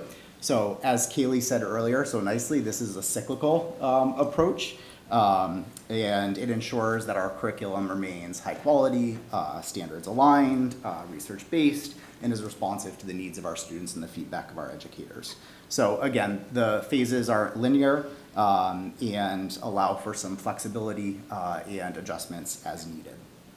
The table on the right outlines one specific phase. So in this case, it's study, and articulate some of the action steps that you could expect to see within that phase. So examining educational trends, evaluating our curriculum, existing curriculum and the efficacy of it, assessing our instructional vision, and comparing it to our theory of action, reflecting on student outcomes, gathering educator input, etc. So within our office and in collaboration with our building-based administrators, we've worked, and our curriculum leaders, I should say, we've worked to align our curriculum with this cycle and also to build out a multi-year budget projection to support this. Next, I would just say that we acknowledge that certain circumstances necessitate adjustments within this. So in some cases, a review may occur over a shorter period of time. In some cases, if you're looking at a bigger review, say a K-8 review, that may take more years. But that's kind of a little bit of a insight into the work that's been done this year around our curriculum review cycle, and I'll use that as my segue into a math update. So you can leave it on the slide, that's okay, thank you. So in January, Dr. Rogers and I presented an update on middle school math. We shared the decision to modify the accelerated options for 7th and 8th grade students. And that presentation was really an outcome of our study and our plan phases of our curriculum review process. So we committed to the committee and the community to provide an update here tonight as we work towards that next phase, the implement phase. And so we'll just acknowledge kind of 4 points tonight. The first one is that we decided to continue to use illustrative math at the 6-8 level as our core program. And teachers selected a curriculum resource for us to invest in, and we've made that investment. Teachers also worked with our CETs, our curriculum enhancement teachers, at each of the middle levels to identify some digital tools that can supplement our curriculum instruction and our assessment practices. Next, as a part of our ongoing MTSS work and as a part of our reorganization efforts, we've created 2 math specialist roles for next year. So these staff members will support teachers in providing reteaching, providing intervention, extension, enrichment options for students, all of those things. And then I would say that we also have spent, under the leadership of Mrs. Garay, who will be our 6-8 math department head, have done a tremendous amount of work since we last met in January to think about revising our accelerated options for students moving forward. So specifically in grade 7, we revised our accelerated option and we renamed it to pre-algebra. And the work that's been done there related to the scope and sequence is identifying the standards that will be taught and compacting as we need to those standards. Additionally, we've renamed our 8th grade accelerated math class option to Algebra 1, and we've aligned that with the Algebra 1 course that's offered at Franklin High School. And then lastly, I would just say that we revised our entrance and exit criteria to ensure that students that are entering these accelerated classes possess strong foundational and grade level skills, which was a major kind of driver for our discussion back in January about the why behind this. So that's a little glimpse into our curriculum review cycle and a math update, and I'll turn it to Dr. Frazier for ELA Humanities. Just to contextualize a little bit through the lens of humanities, our strategic initiative 2. We have been looking at HMH's into reading and the implementation over these last 2 years. We're currently in year 1 of that implementation, and we have been implementing a calibration of the assessment practices through Common Planning Time this year. Last year, you may remember, we were implementing based on classroom instructional practices. This year, we're monitoring those instructional practices and we're calibrating within the classroom. So I highlight this to really emphasize our commitment to high quality instructional materials really is a cycle, in that we can't just one and done these initiatives, right? We're looking at an opportunity to bring in these high quality instructional materials, but to ensure that the teachers and our leaders within the buildings deeply understand what's asked of them from the curriculum, but also are able to put it into practice. So this year, we were excited to move forward in that implementation and to have a deliberate multi-year approach to the curriculum resource. So I'll move us forward, if you would, kindly. So as we move into strategic objective 3, this is almost like the magic behind the high quality instructional material, for lack of a better phrase. But this is where we really get to collaborate as educators to implement. So if you think back to that cycle you just saw, where we get to implement, we get to monitor, we get to reflect and refine some of that work. So as we think about this objective, this is where we talk about professional learning plans, which is really, I think, what makes me most excited about this job, is bringing people together to learn from and with one another. So if we can advance one more slide. So some of the action steps that we took is to stay committed to our UDL learning as a system, as a district, to say, how do we create systems and structures that are universally designed. So not just like, let's do UDL as this thing that we do and we say we do, but really create the systems behind behind what we do and make the decisions that we make. Our administrators were regularly giving feedback in classrooms on UDL strategies that were being used. Our staff members, our teachers, and our educators were presenting to their colleagues around universally designed practices that they're implementing. So just some really exciting work that has happened here. And furthermore, Mr. Stark mentioned the addition of the math specialist at the middle school, but if you recall last year or the year before, elementary math specialist gave a presentation on math tiered supports, but that's happening all over at every level, and we've really taken a keen eye to this as we move into the reorganization for next year to say, how do we really start building these tiered supports for students and using a holistic approach to thinking about students?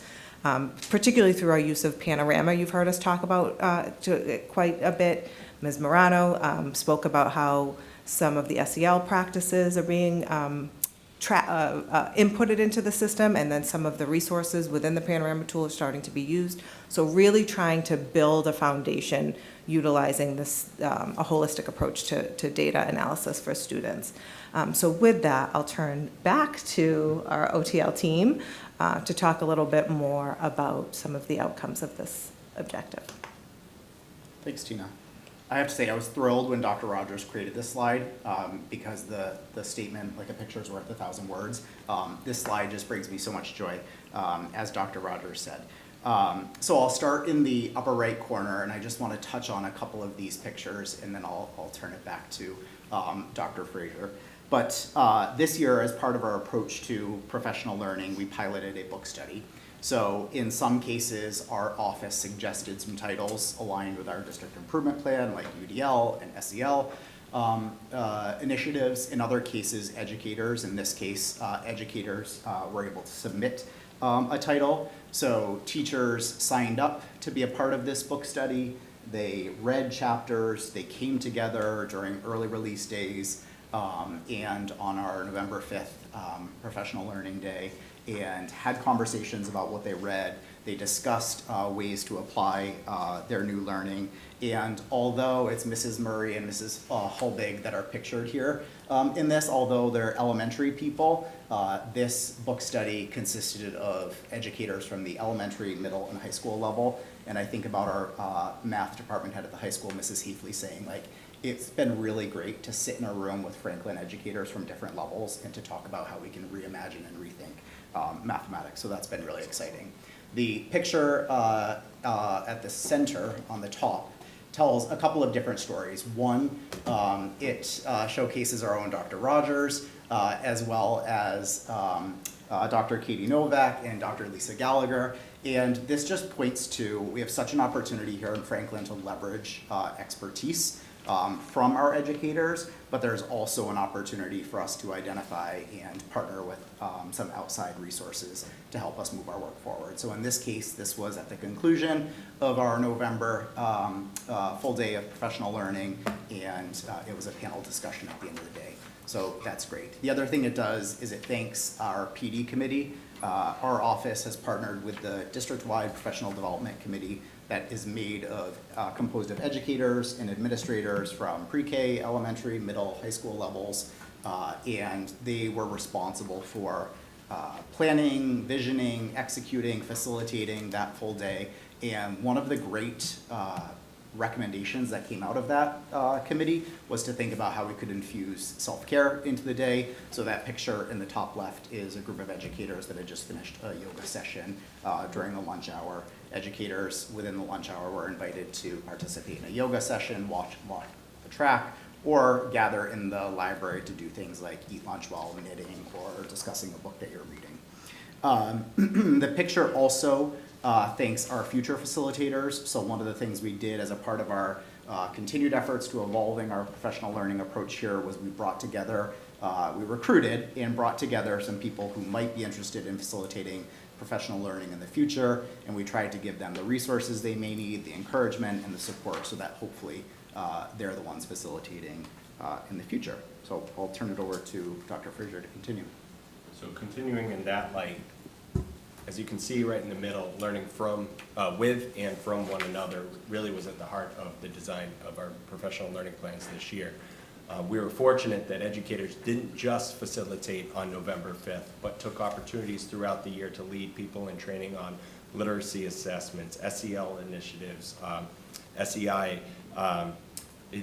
People came together to share their expertise in many sessions on November 5th, but also throughout our year on our half-day professional learning opportunities. We also worked this year to expand our opportunities for educators and connect them with self-guided educational experiences, as is depicted in that last picture there. We had opportunities for UDL and SEL coursework, and also bringing SEI endorsement self-paced to teachers as well.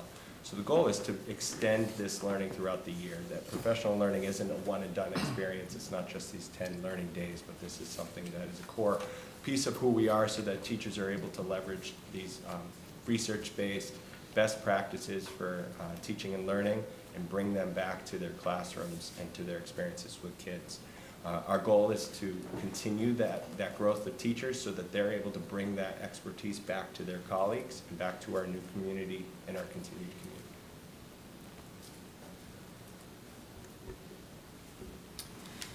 So our fourth objective is strengthening communication. The goal is to enhance opportunities for two-way communication between and among all students, families, staff, administrators, and the community. This includes tools like StoryMap and providing consistent messaging about the K-8 reorganization. In addition, providing professional learning plans aligned with the district and level-based drivers. Can I make one comment with that, Colin, too? All of what you've heard tonight was all done in the backdrop of us doing a very significant district reorganization, which changed how we budget, when we budget, how we allocate resources across the district. So I just think about all the work that we didn't just say, hey, don't call us, we'll call you. I really want to just give credit to the entire team around trying to manage, place students, place staff, and go through that whole process, get our facilities, moving along to the places we need them to be, in the backdrop of saying, hey, we still have kids in front of us today, and and this is a credit to the entire organization around, we're still here, we're an academic institution, we're proud of who we are, and we're still gonna make efforts throughout the year to learn from each other, to continue to push some of the initiatives to help us utilize the curriculum that we have, identify strategies that help our students in a variety of ways to make sure that we're tracking and using our tools. So all that's still happening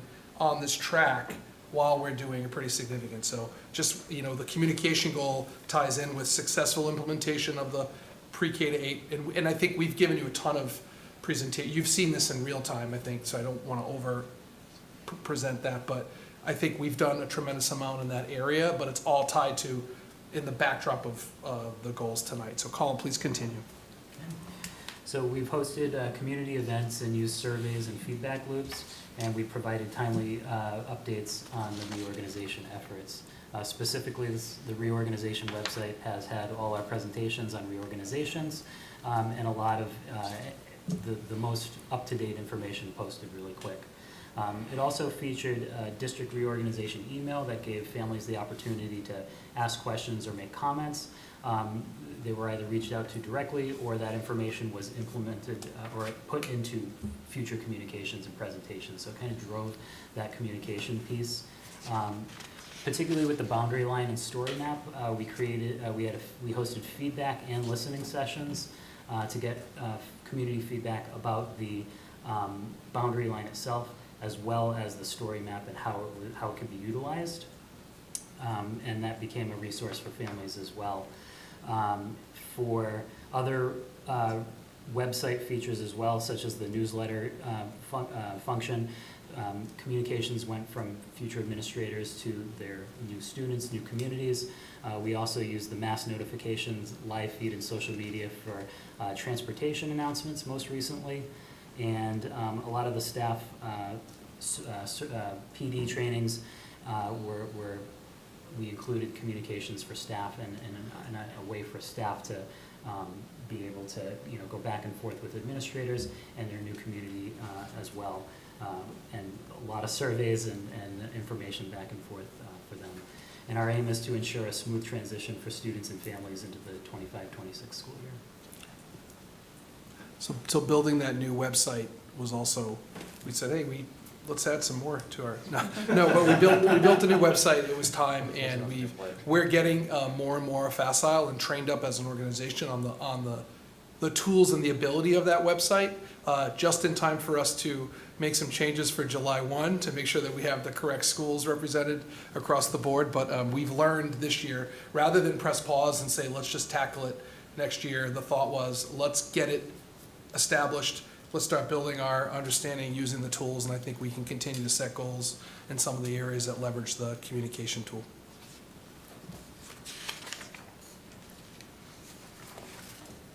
Okay. Thank you. We're happy to answer any questions. Thank you very much.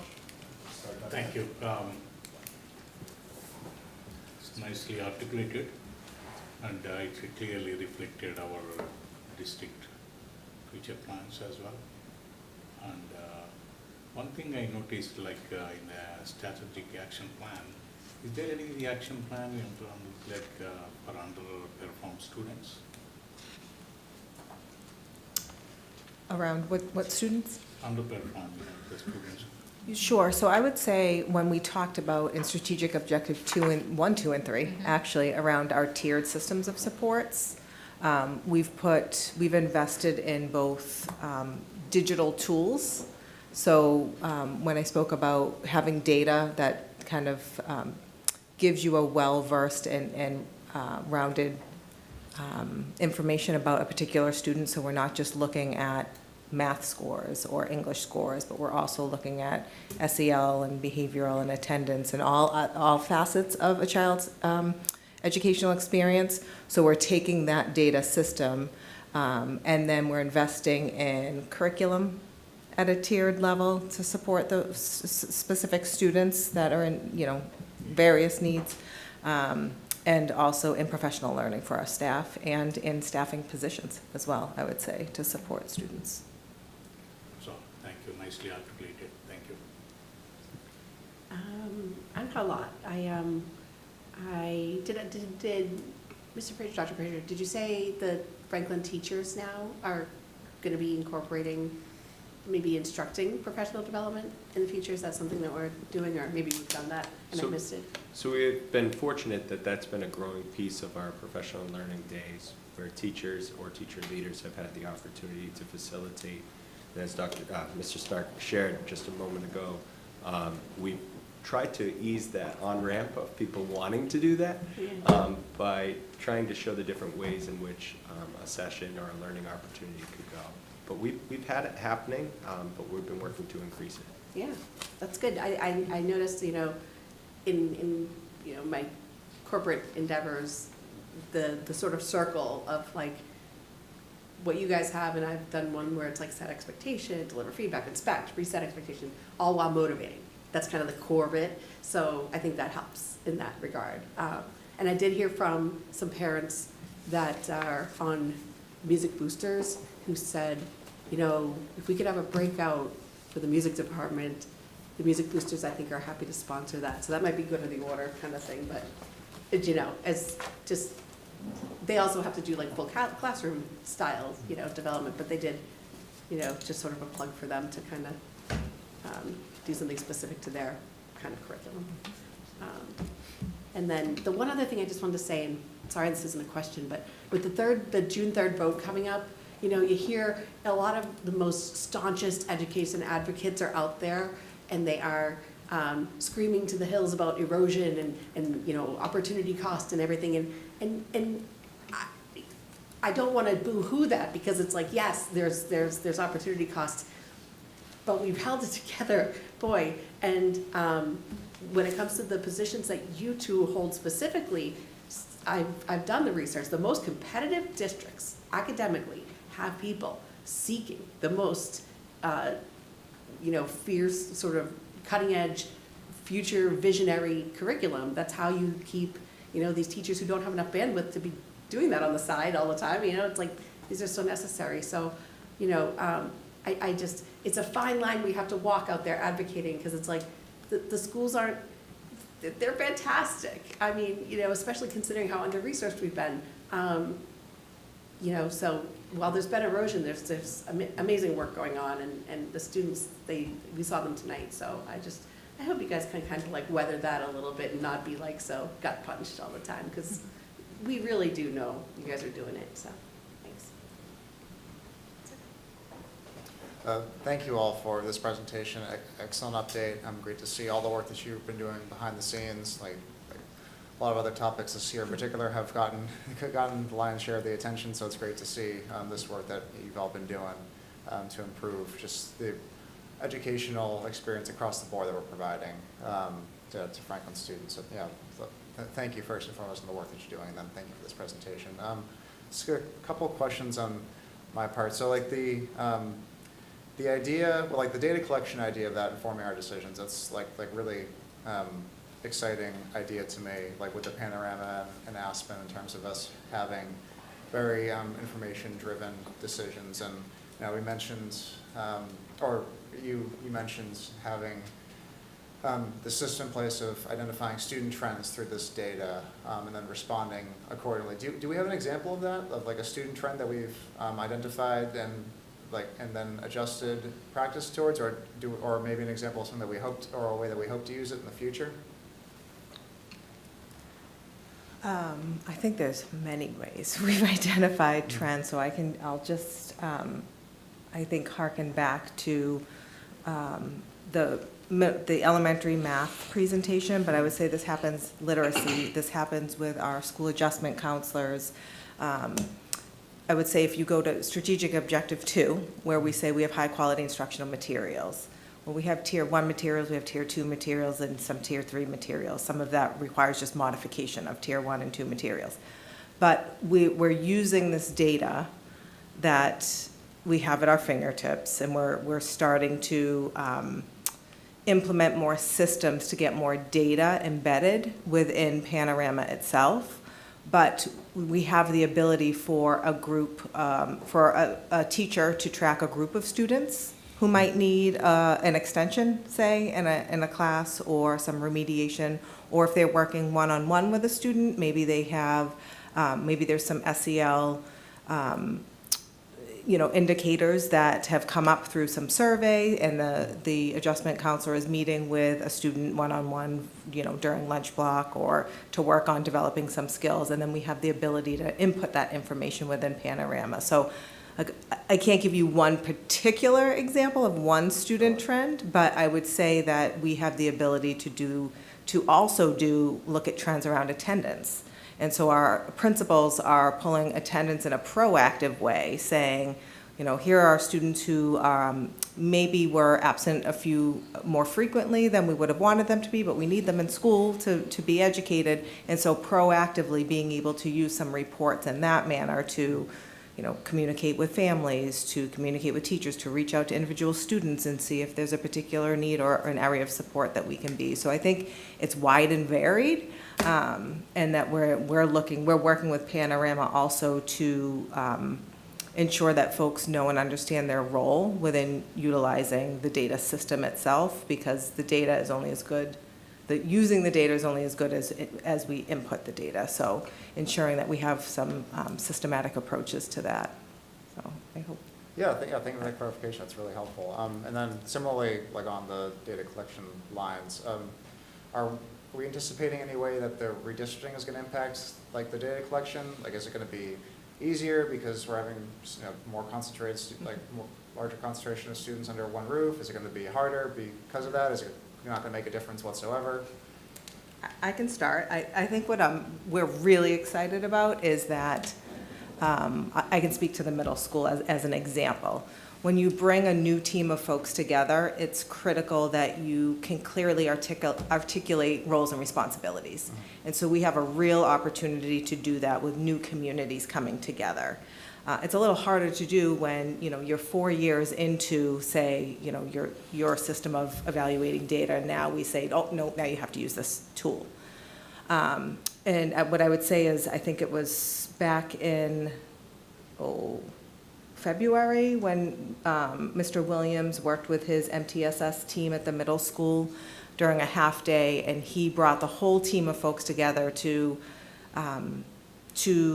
look at their roles and say, what am I responsible for? What am I not responsible for? And how do I interact with this system? And I think from that, and we spoke about some new positions at the middle school being the math specialist and literacy specialist, there's a real opportunity here for us to build that from the ground floor. So yes, I think that is it going to be more of a challenge in some ways, but I think this, because we've had a systematic approach to this over the past few years, and now we're coming together to build from the ground up, I see it more of an exciting opportunity than I do a barrier. Excellent. That's great to hear. And that makes a lot of sense to me, that we have new opportunity to collect data and see trends, and of course delineate different responsibilities in that regard among staff and administrators. So no, it's great to hear. Thank you. And then just one more question on my part. So regarding the communication piece, Colin, you mentioned this year, of course, communicating a lot regarding the redistricting process. And so next year, in our first year of the newly redistricted school structure, what communication regarding, I guess, the success of the redistricting rollout are we planning on implementing for the community? Yeah, I think a lot of the communication will go to the school level, but utilizing a lot of the tools that we have now with the new website, such as the mass communications, the notifications, the social media posts.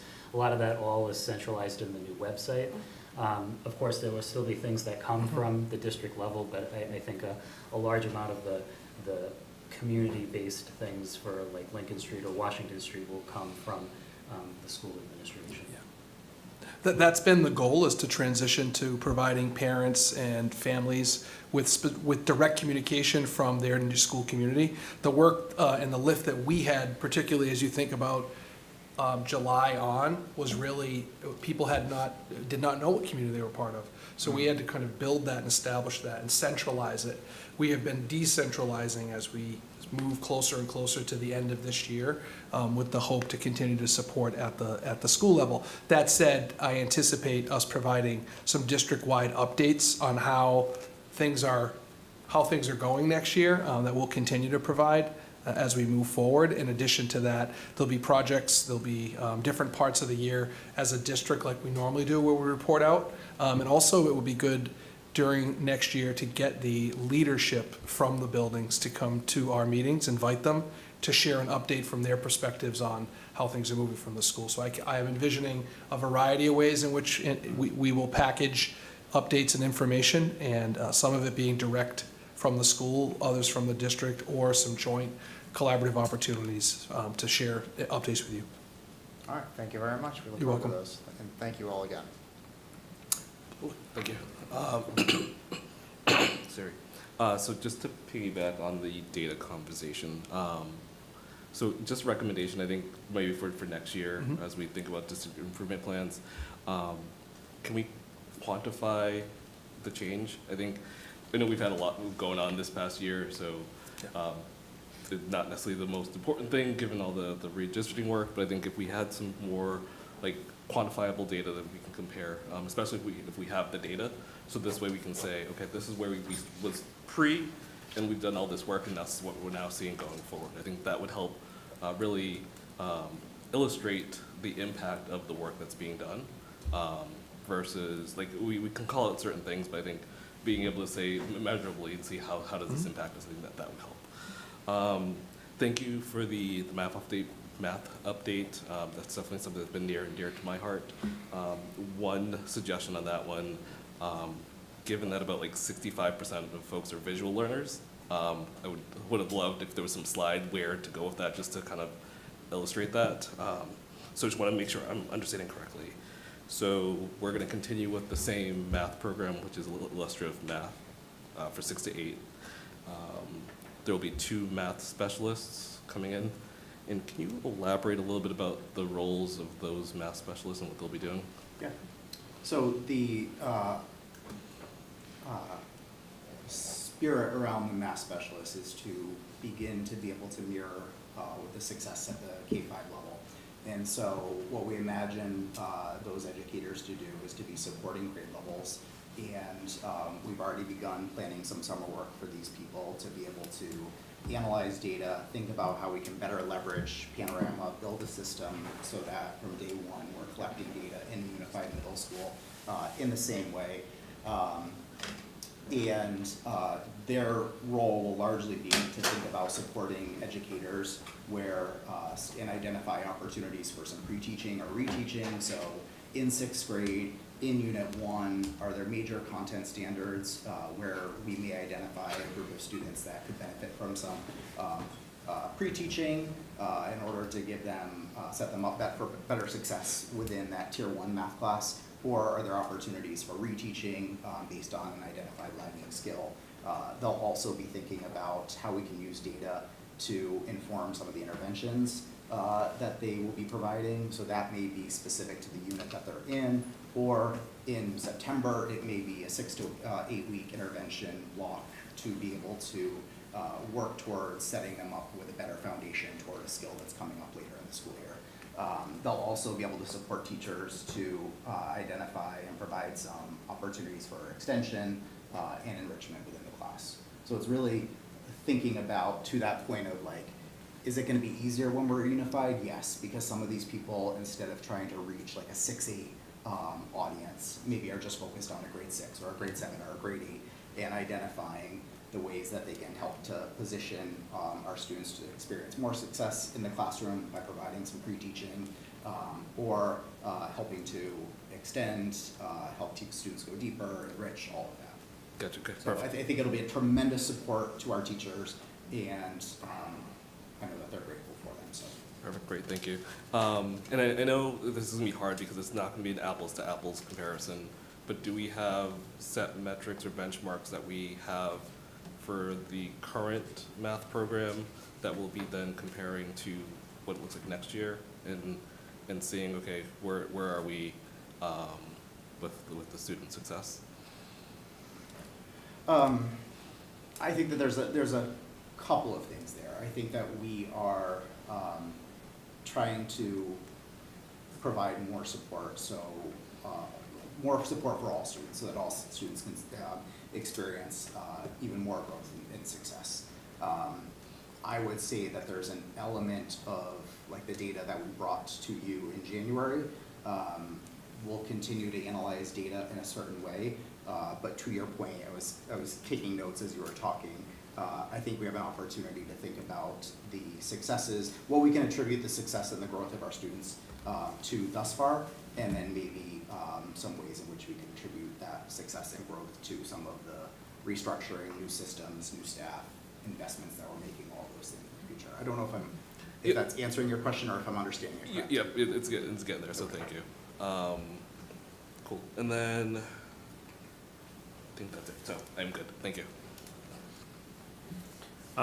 Yeah, I just appreciated how you took a lot of things going on, a lot of different complex details, and boiled it down to what I felt was a very cohesive and on-point presentation.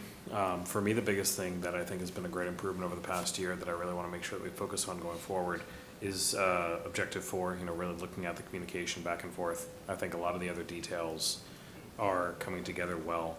We're starting to see how it really is, it's benefiting our students, staff, and really the community as a whole.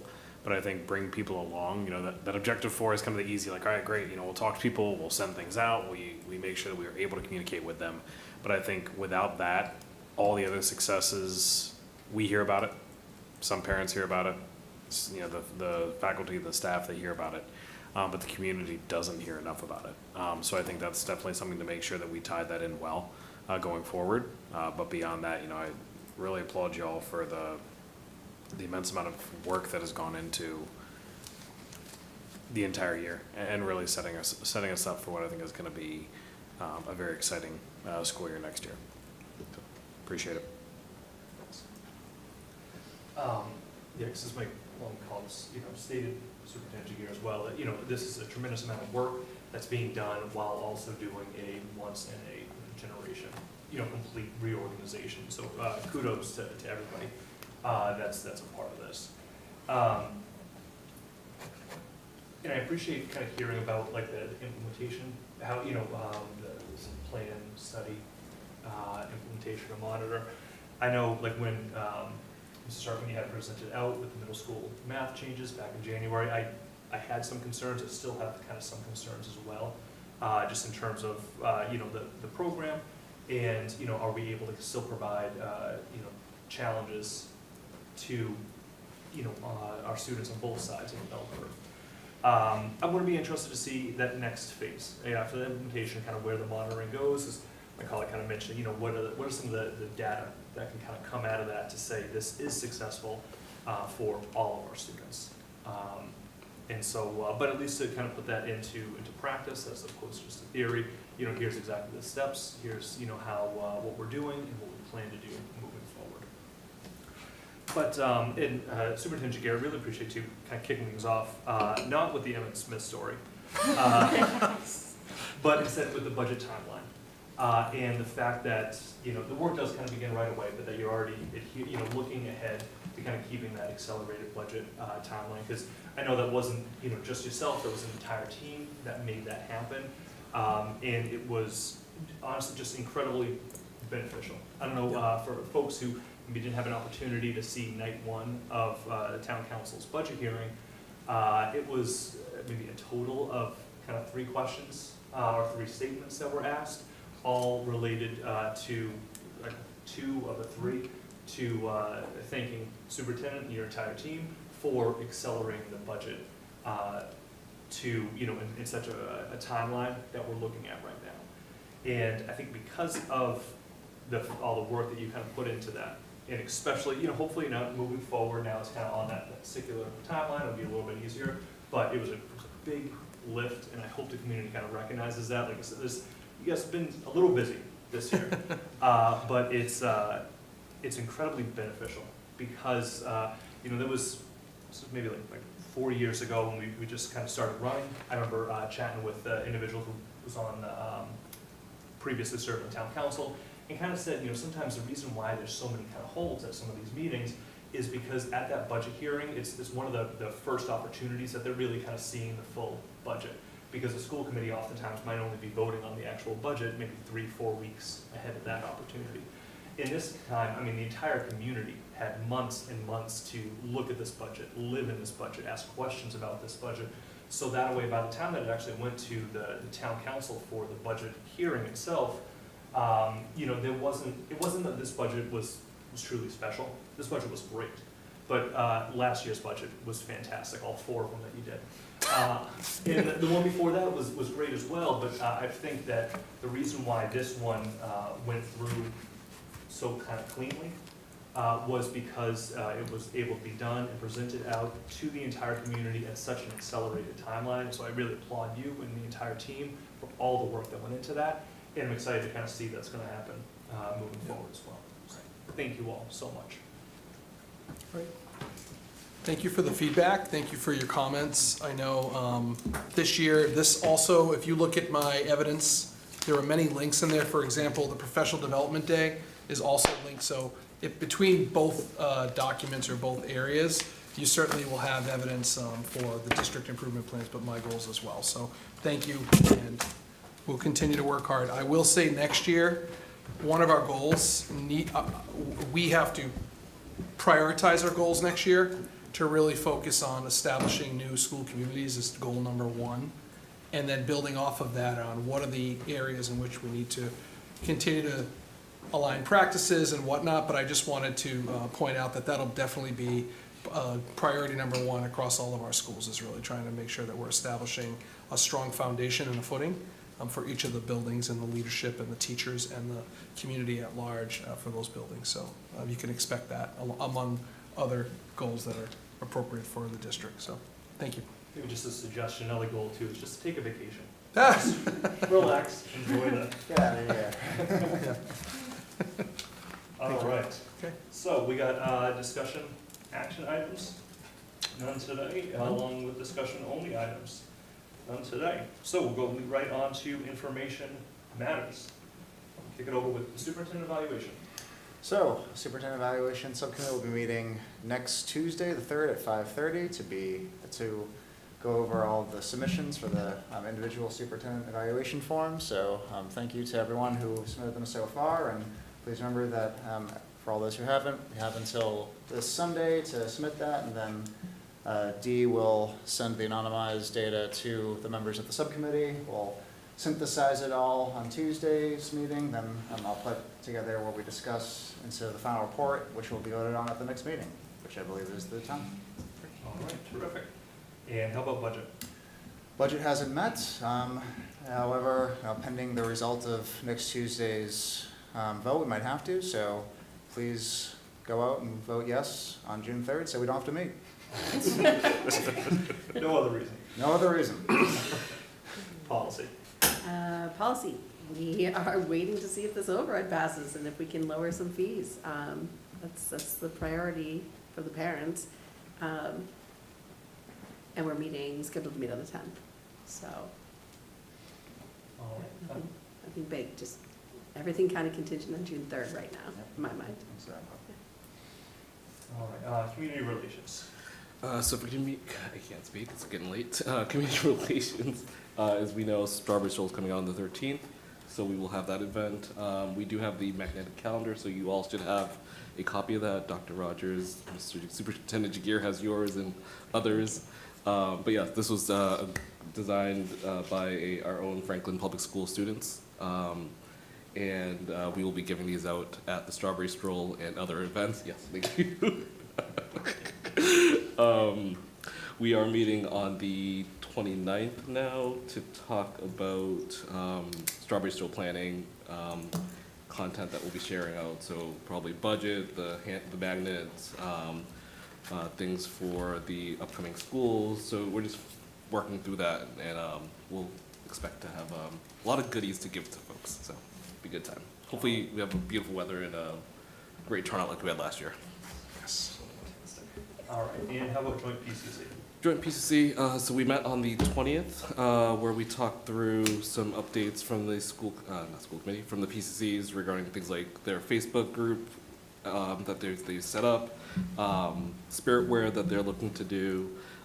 We shared the two-pager that we had around the override, and we've asked them to share it with their families and to help drive awareness.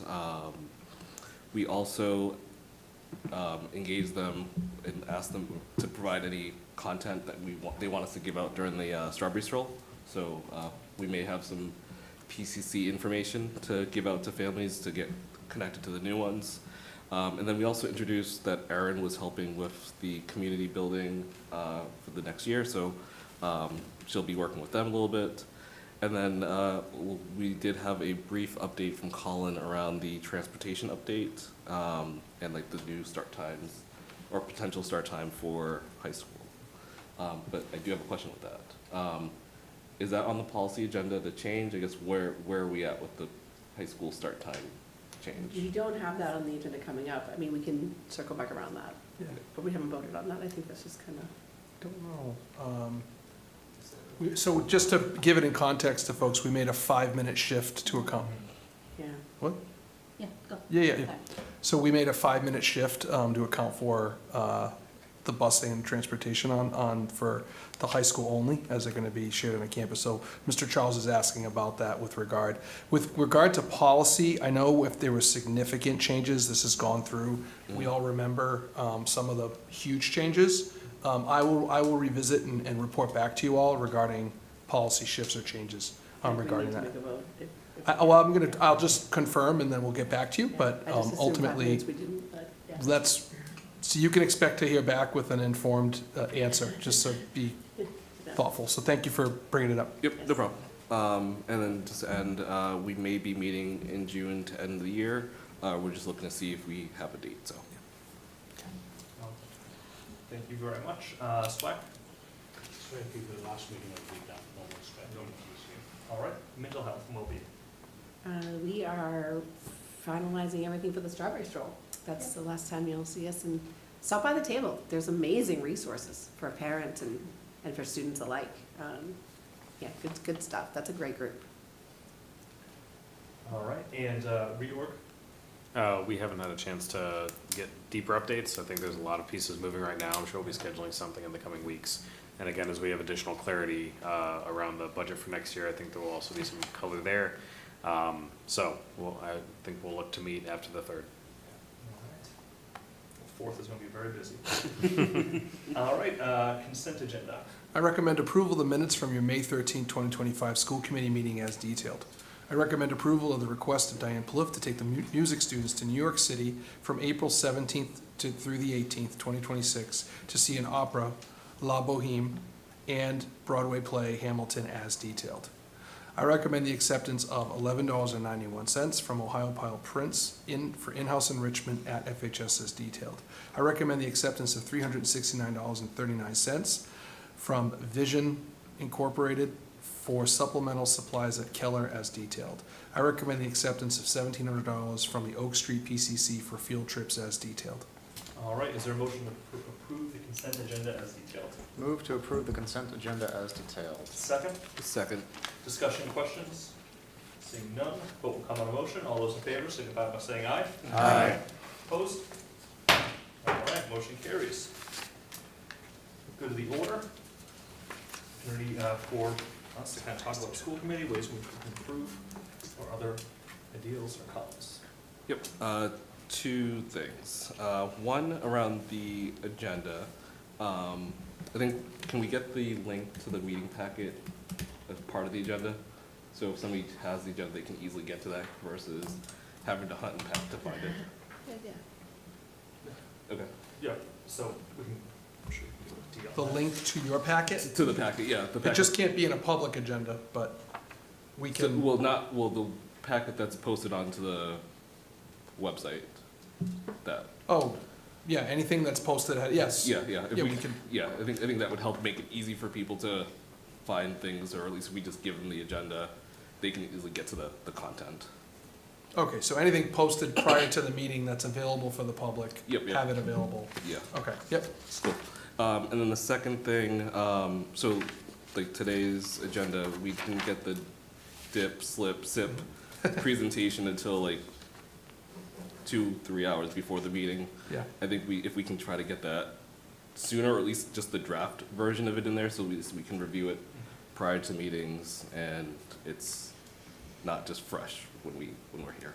Understood. We do try our best to Yeah. get those out. Yeah, I mean, It's been a challenging year, and actually, I'll take ownership here. The team had finished what they needed to do. I just hadn't put eyes on the whole thing to get to the place where I needed to be for it, with a couple of other competing things. Understood, and ultimately, my hope is that through the work that we put into the evidence presentation, the meeting before, it provided some context to the district work, but point taken, and we do try to get those out. The goal was to get that out sooner, but certainly we can look at that, and I will personally look at how I can keep up with my team. Yeah, no, and timing wise, I mean, the long weekend, the holiday, everything, it was just bad timing, and it's as we've all said, it's been a very busy year, but just Sure. Reiterate that.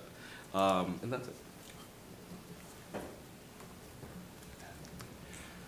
So a few things, actually, one, last note, I know when we were kind of looking at the calendar for the school committee for next year, it's kind of a little built-in breather room, just to kind of make sure that kind of comes along in a good clip, and the information, it's not like it has been lately, where it's just kind of been one meeting after another with another big thing.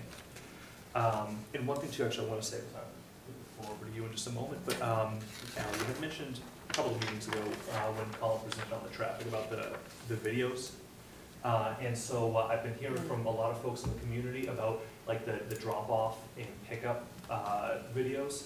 So that way, parents, myself, I know how Kennedy kind of system works. I don't necessarily know how Lincoln is exactly going to go. And so to be able to kind of have some videos, I'd be happy to volunteer. I'm sure the rest of us will as well. Al will show how the tuck and roll is meant to go. And but I do think that something like that over the summer would be very worthwhile. And so I've just been hearing a lot about that. So. Those videos sound fun. That sounds like a fun thing to It make. was nice you to volunteer. Did I seem like I was chomping at the bit that badly? I always get confused as I go to the order. I just want to talk about good things. But so kudos to Brenna Johnson and Empty Bowls, because the Empty Bowls thing was amazing. The event, and it was her 10th year, and she was honored, and everybody was there, and it was a great event. So congratulations to her, and all the graduates that were there. It was exciting to see all of them. I mentioned the Music Boosters are willing to do some professional development funding for that, so that's something that could be helpful for that little crew. I always talk about the potential of having new teachers. Like, I don't want to be calling on teachers to come to more meetings, but when we do hire, I feel like, given my experience with the whole town and the town council, these ceremonies, it was so great to see all the retirees here. I think it would be great to welcome them here too. So I don't want to put more on you guys, but when we do hire a teacher, it'd be good to kind of have like a bit of a I don't know, like a pinning ceremony, like the different departments have. I love that. I think teachers are important. Everybody seems to really love that this budget process was pushed up. So maybe that's just, like, I think you alluded to this is just how we're gonna do it. I hear from people that it's a great way to just the system of creating the school budget first is the way to go. Because then we tell them what we need instead of the town telling us what we can have. And it kind of just, gives a perception to the community that you're calling the shots on the school, and then they're deciding, what you get. And many want the schools to be paid first and then have the money allocated, like I hear that a lot. So obviously I'm biased, but everybody seems to really like that we did the budget early, and I think that's gonna serve us. So that's all I got. And a shout out to Mr. Corey. I didn't know he was retiring, and he's spending all his free time until he retires helping pass this override, because he's at every standout I go to on Saturdays, and he's on meetings at 9 o'clock at night with like the team. So we love Mr. Corey. So anyway, yeah, and the PCCs, please. We can't push information out ad nauseum from the district. We need the PCCs to get this information out to the parents. That's the best way to alert the parents that this override's happening is through the PCCs. So if you're on the board of the PCCs, please get it out to the parents, because we can't use school resources, and you guys are not under that purview. So that's all I got. Thank you.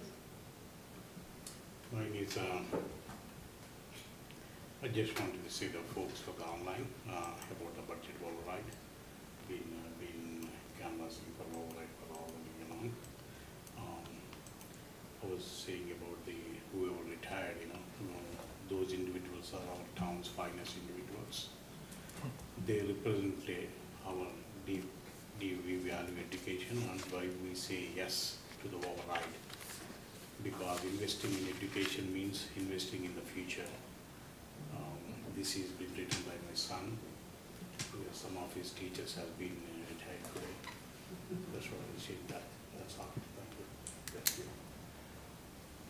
And, yeah, really, there's a lot of good vibes. There's a great positive environment here in council chambers. Again, Superintendent Jagir, thank you and the team for kind of bringing together all the great students and teachers to kind of recognize. And I really hope that our June 10th meeting is going to be equally as positive and with some good vibes as well. And for the community out there, again, there's that special election on June 3rd. It is so critical to be able to solve the structural deficit. Personally, I'm saying please vote yes. I want to be voting yes. Any questions, you can visit the town website, the school website, or contact any one of us. I'm sure we'll all be happy to answer any questions at all. So thank you very much. All right. Then on to citizens' comments. If there are any citizens in the audience, in person or online, who would like to make a comment on an item not on tonight's agenda and falls within the committee's purview.